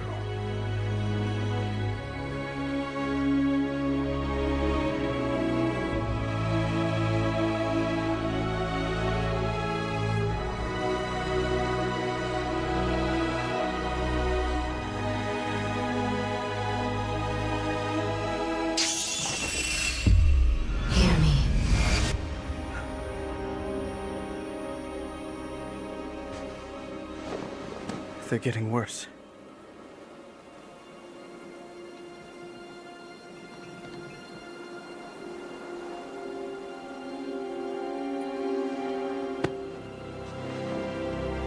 Look, whatever's coming, I'll stand with you. Of course I will. But we were drawn here by the voice. Who is it, Thrall? Who's calling out to us? I'm not sure yet.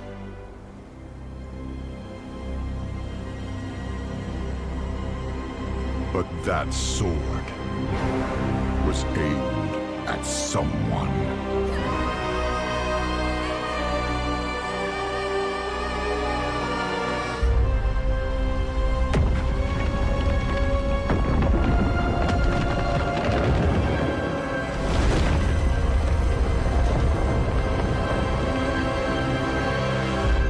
So yeah, that is the intro to War Within. That is the actual trailer. That's what we're looking forward to playing. So I'm gonna continue like finishing off these little videos, and I might play like one quest or something. But tomorrow I'll play the game way more now that you understand the story. So like I had to go through the whole story so you can like understand it better. All right. So before we see the rest of this, where is it? Before we see the rest of the catch-up, where the fuck is it? Hello, everyone, and welcome back to another. Not the catch-up. Where the fuck is it? Where is the catch-up? Here we go. Before we see the rest of this catch-up, right? There's one more here. This is a so like remember Ilaria Windrunner? Windrunner is the sister of Sylvanas. So she. But when I turned. She's been through a lot in the story as well. But when I turned.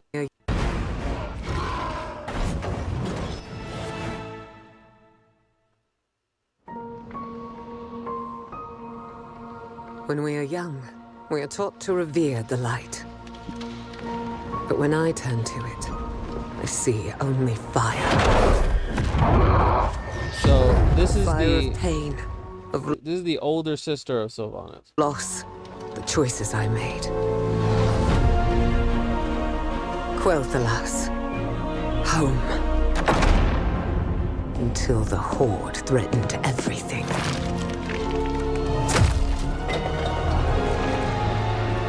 My family was sworn to protect it. And protect it we did. When Sylvanas and I fought together, we fought as one.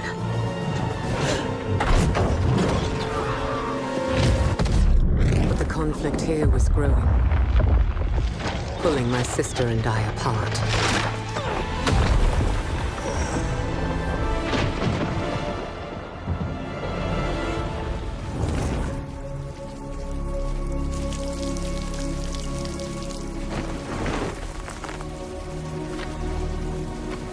How can you leave? You would choose the Alliance over Quel'Thalas, our home. It's not just our kingdom at risk. If the Horde isn't beaten back, others will fall. I have to go. But you're abandoning your family. I am doing this for our family.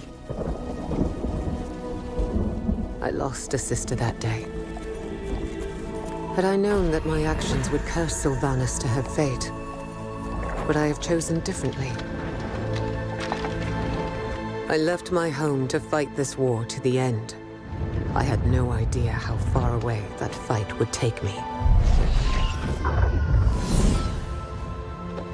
Yet despite the war, I found my life's true love, Turalyon. And together we fought side by side, until we became three. But beyond the boundaries of our world, our enemies grew powerful. You can make your stand here. Why risk marching into the unknown? That's her little Our sister. only choice is to take the fight to them That's before Marisa. it's too late. Should we not succeed, I will keep him safe. Just come back. We'll return before you know it, Eritor. Had I known that I would not see my son again until he was a man himself, would I have still left? I had given everything for this fight. The only thing left to give was myself. There was no other way. In order to defeat the darkness, I had to embrace it. So So she became embrace it, I did. a void elf.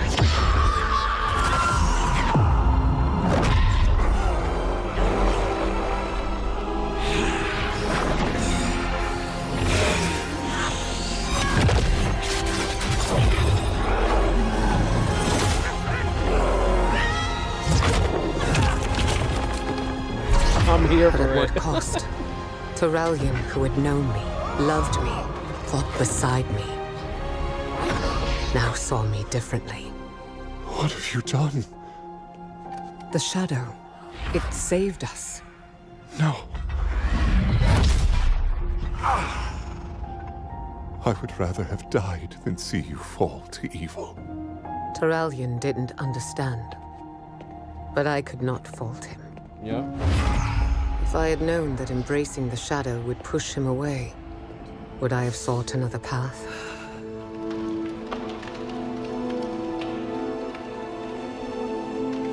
No.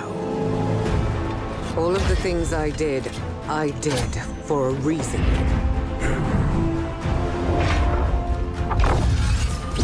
War is sacrifice. And I have sacrificed everything to protect those I love. To keep them safe.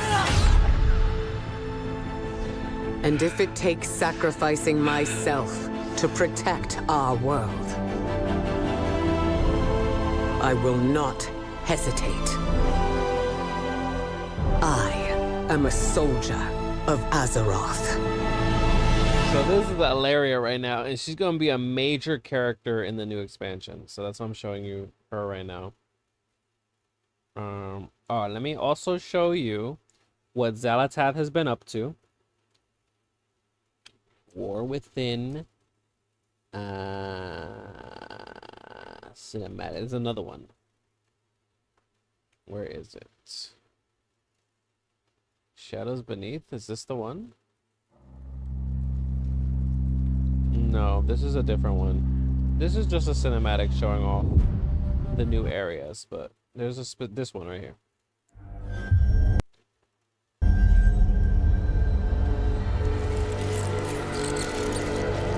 This is an introduction to the villains that you're going to be seeing. Slender is the strand that guides our destiny, known only by true sacrifice. In our kingdom of Azj-Kahet, no one understood this sacrifice more than Queen Neferis, my mother. I saw this when the Black Empire came to conscript us for their last stand at Ny'alotha. My mother refused them. For this treachery, your line will sever itself. This kingdom will wither with the waning of your worth. Her strength defined us that day. And in that moment, we felt destined for greatness. But in the years that followed, our greatness was tarnished. Look at them out there. Wretched, starving. I am not immune to our people's suffering.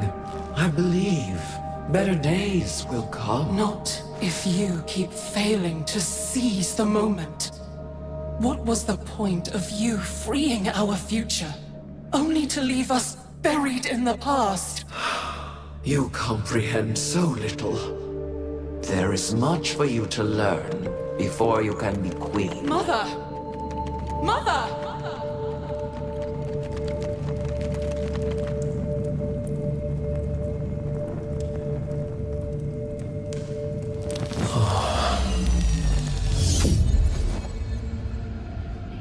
Zarek? Are you seeing this? You have heard my voice in your dreams, Great Queen.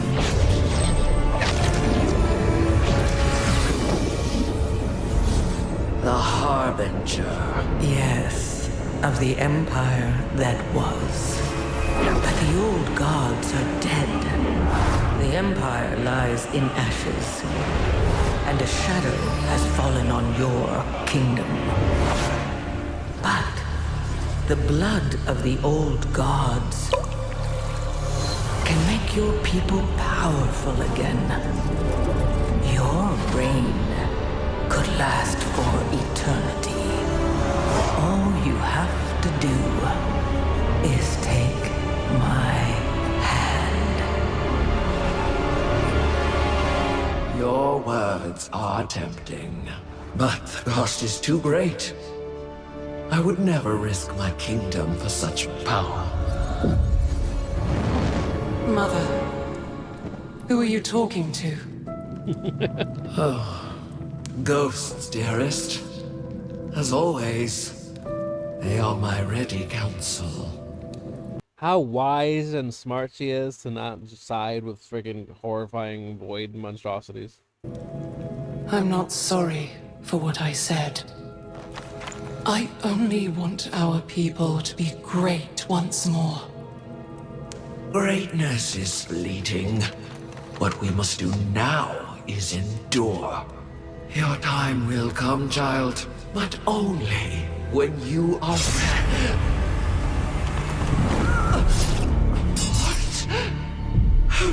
You done? You're not the only one seeing ghosts, Mother. How sad to have a queen so wise, and yet so ignorant to the call of destiny. You.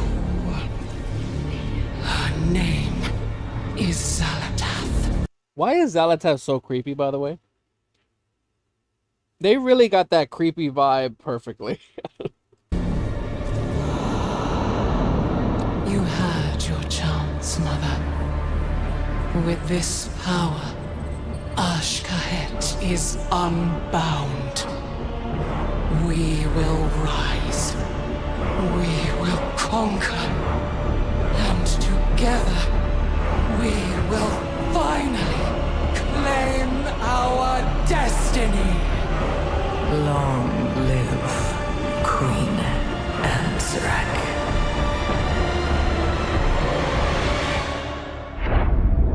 So that's the villains of The War Within. Now let's finish off this catch-up thing so you can like see the... They're gonna talk about the dragons and all that. His whereabouts unknown.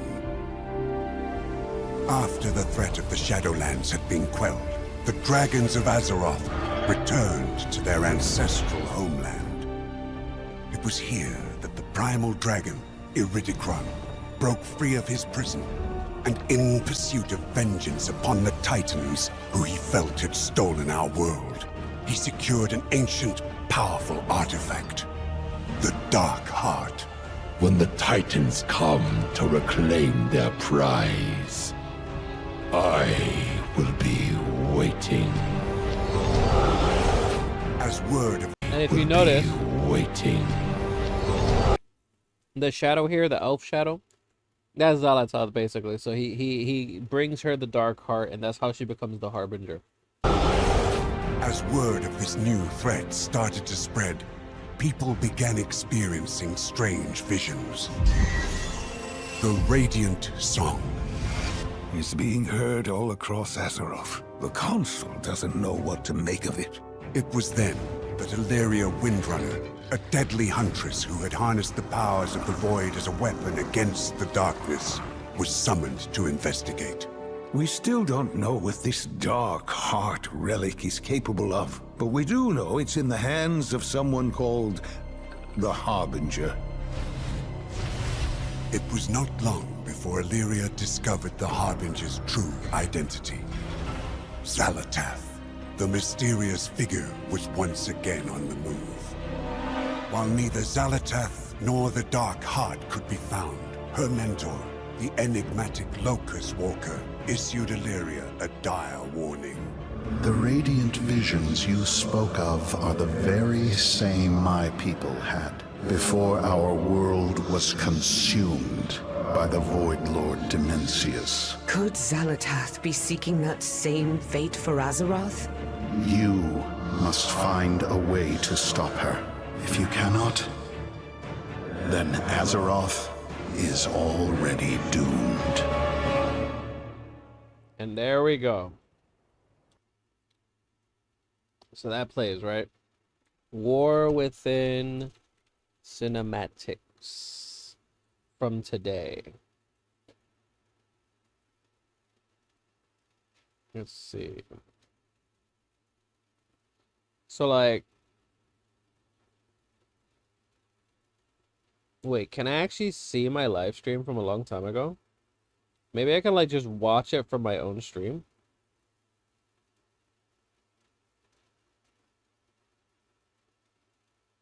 I can. Okay, look. So like I can like refresh real quick on like what I was doing.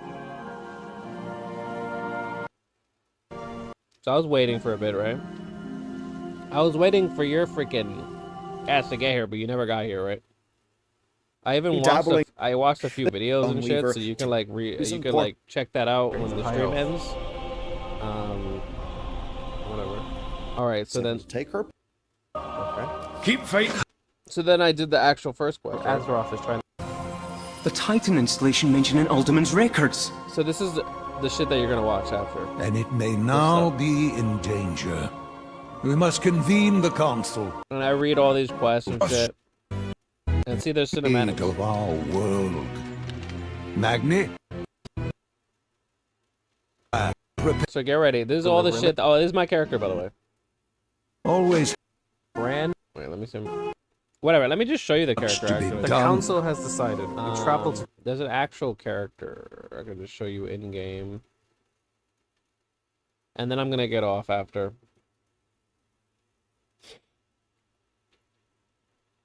Let me just show you my characters real quick.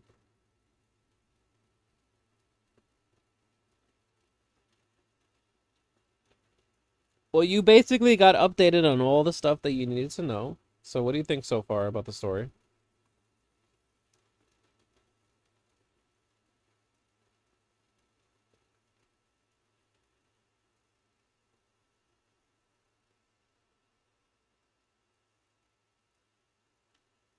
Oh, shit. Here we go? Okay, good.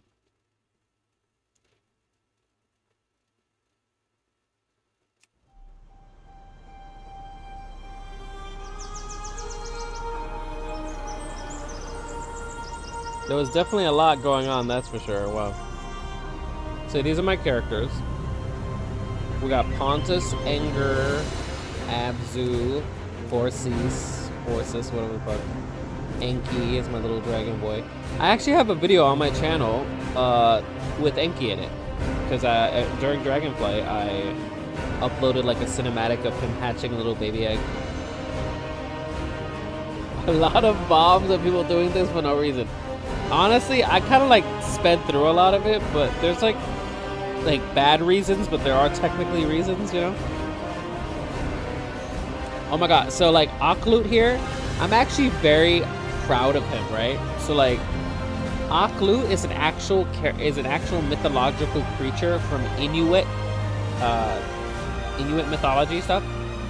You know what the Inuit are, right? The Inuit are like Eskimos from like the icy areas of like Canada and all that, and Alaska.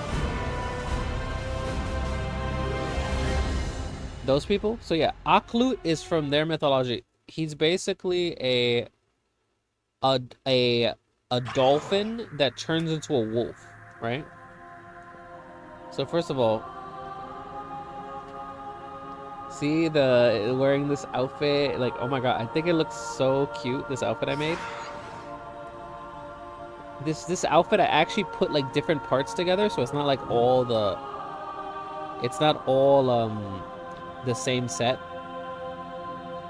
Some of this stuff is like custom.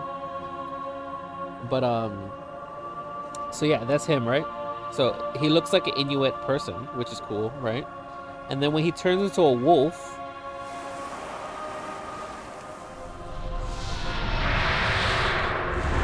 he literally has a wolf form, right? And he's black and white like an orca, right? And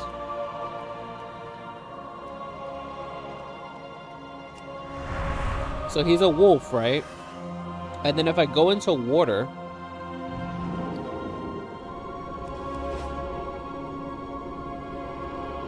let me just get to water real quick.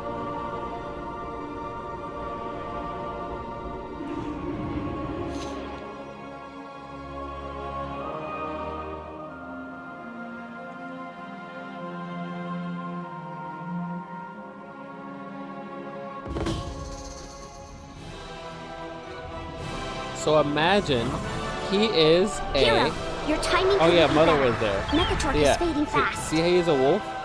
So he's a wolf that can turn into a orca. Look at that.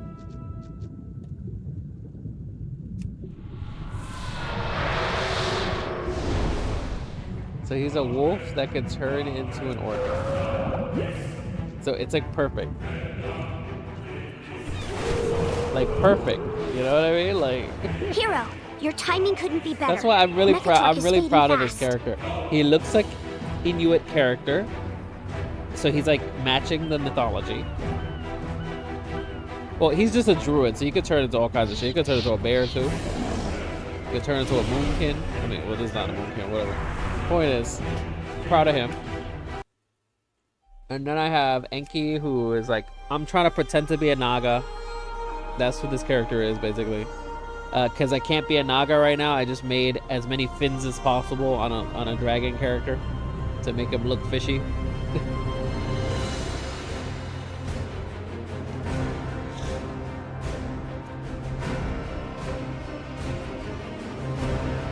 This guy's my, like, his outfit is not good right now because I have to transmog it again, but basically he's my tentacly void abyss N'Zoth worshipper.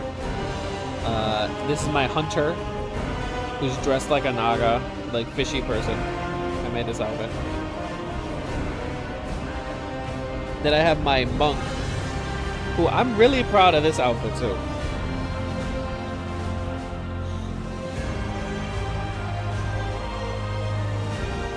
He looks like a character from like Mortal Kombat. I made like my favorite color, ninja.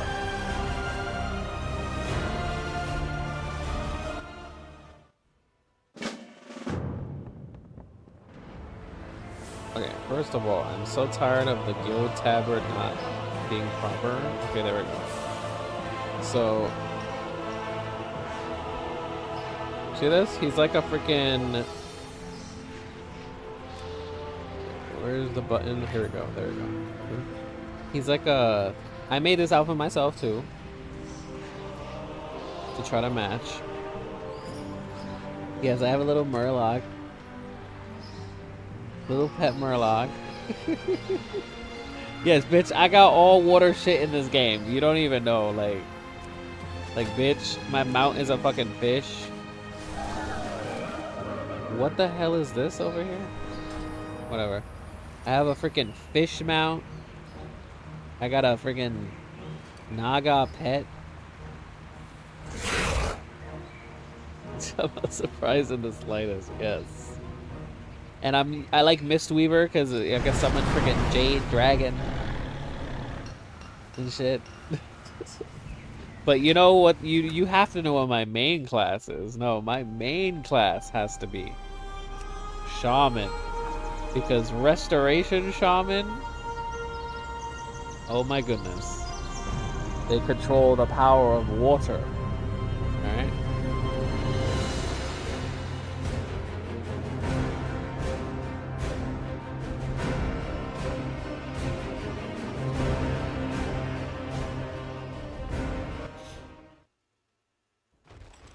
So here we go. So like, I can make it rain.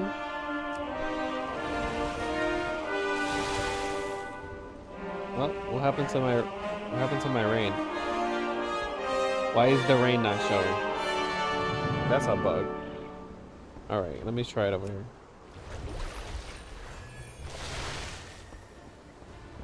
Whatever, the rain's not working right now.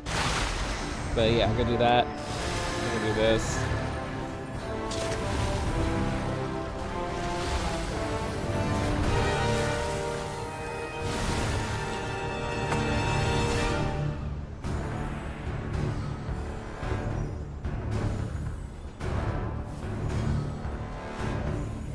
Yeah, so he's all about water. And I'm playing a Coltiran. So Coltiran are the people of... What is it with the guild tab are not being proper? It's so weird that I have to like unequip it and equip it for it to be the proper thing. Anyway. Coltirans are the people of Jaina Proudmoore, you know, mother. And they're all about the ocean and shit. So like, their passives, their racial, you can see are shit like... Where is it? Rhyme of the Ancient Mariner. We got Child of the Sea. You see all this shit? So that's why I'm actually using this as my main character. Coltiran Shaman. Look at this shit on my back. Yeah, so... Of course this is my main character. Wait, so this is the main city? Oh shit, this is the main city. I just noticed. All right, well, I'm gonna be getting off. Tomorrow I'll be starting from here. It is my oath-sworn duty to protect the Coreway. I do not yet know why you have come here, Outlander. Blah blah blah. You know, Conversation terminated. That I'll be starting from here, so make sure that you watch the story that happens before this, okay? So like go to like near the beginning of the stream, skip to the part where I'm like actually doing the quests, and then just I'm gonna be reading the quest text, and you can watch the cinematics and all that. And then once you get to this part here, that's when you could just stop, and then tomorrow you'll be ready for me to continue the story. Okay? So anyway, see ya. Hope you enjoyed the stream.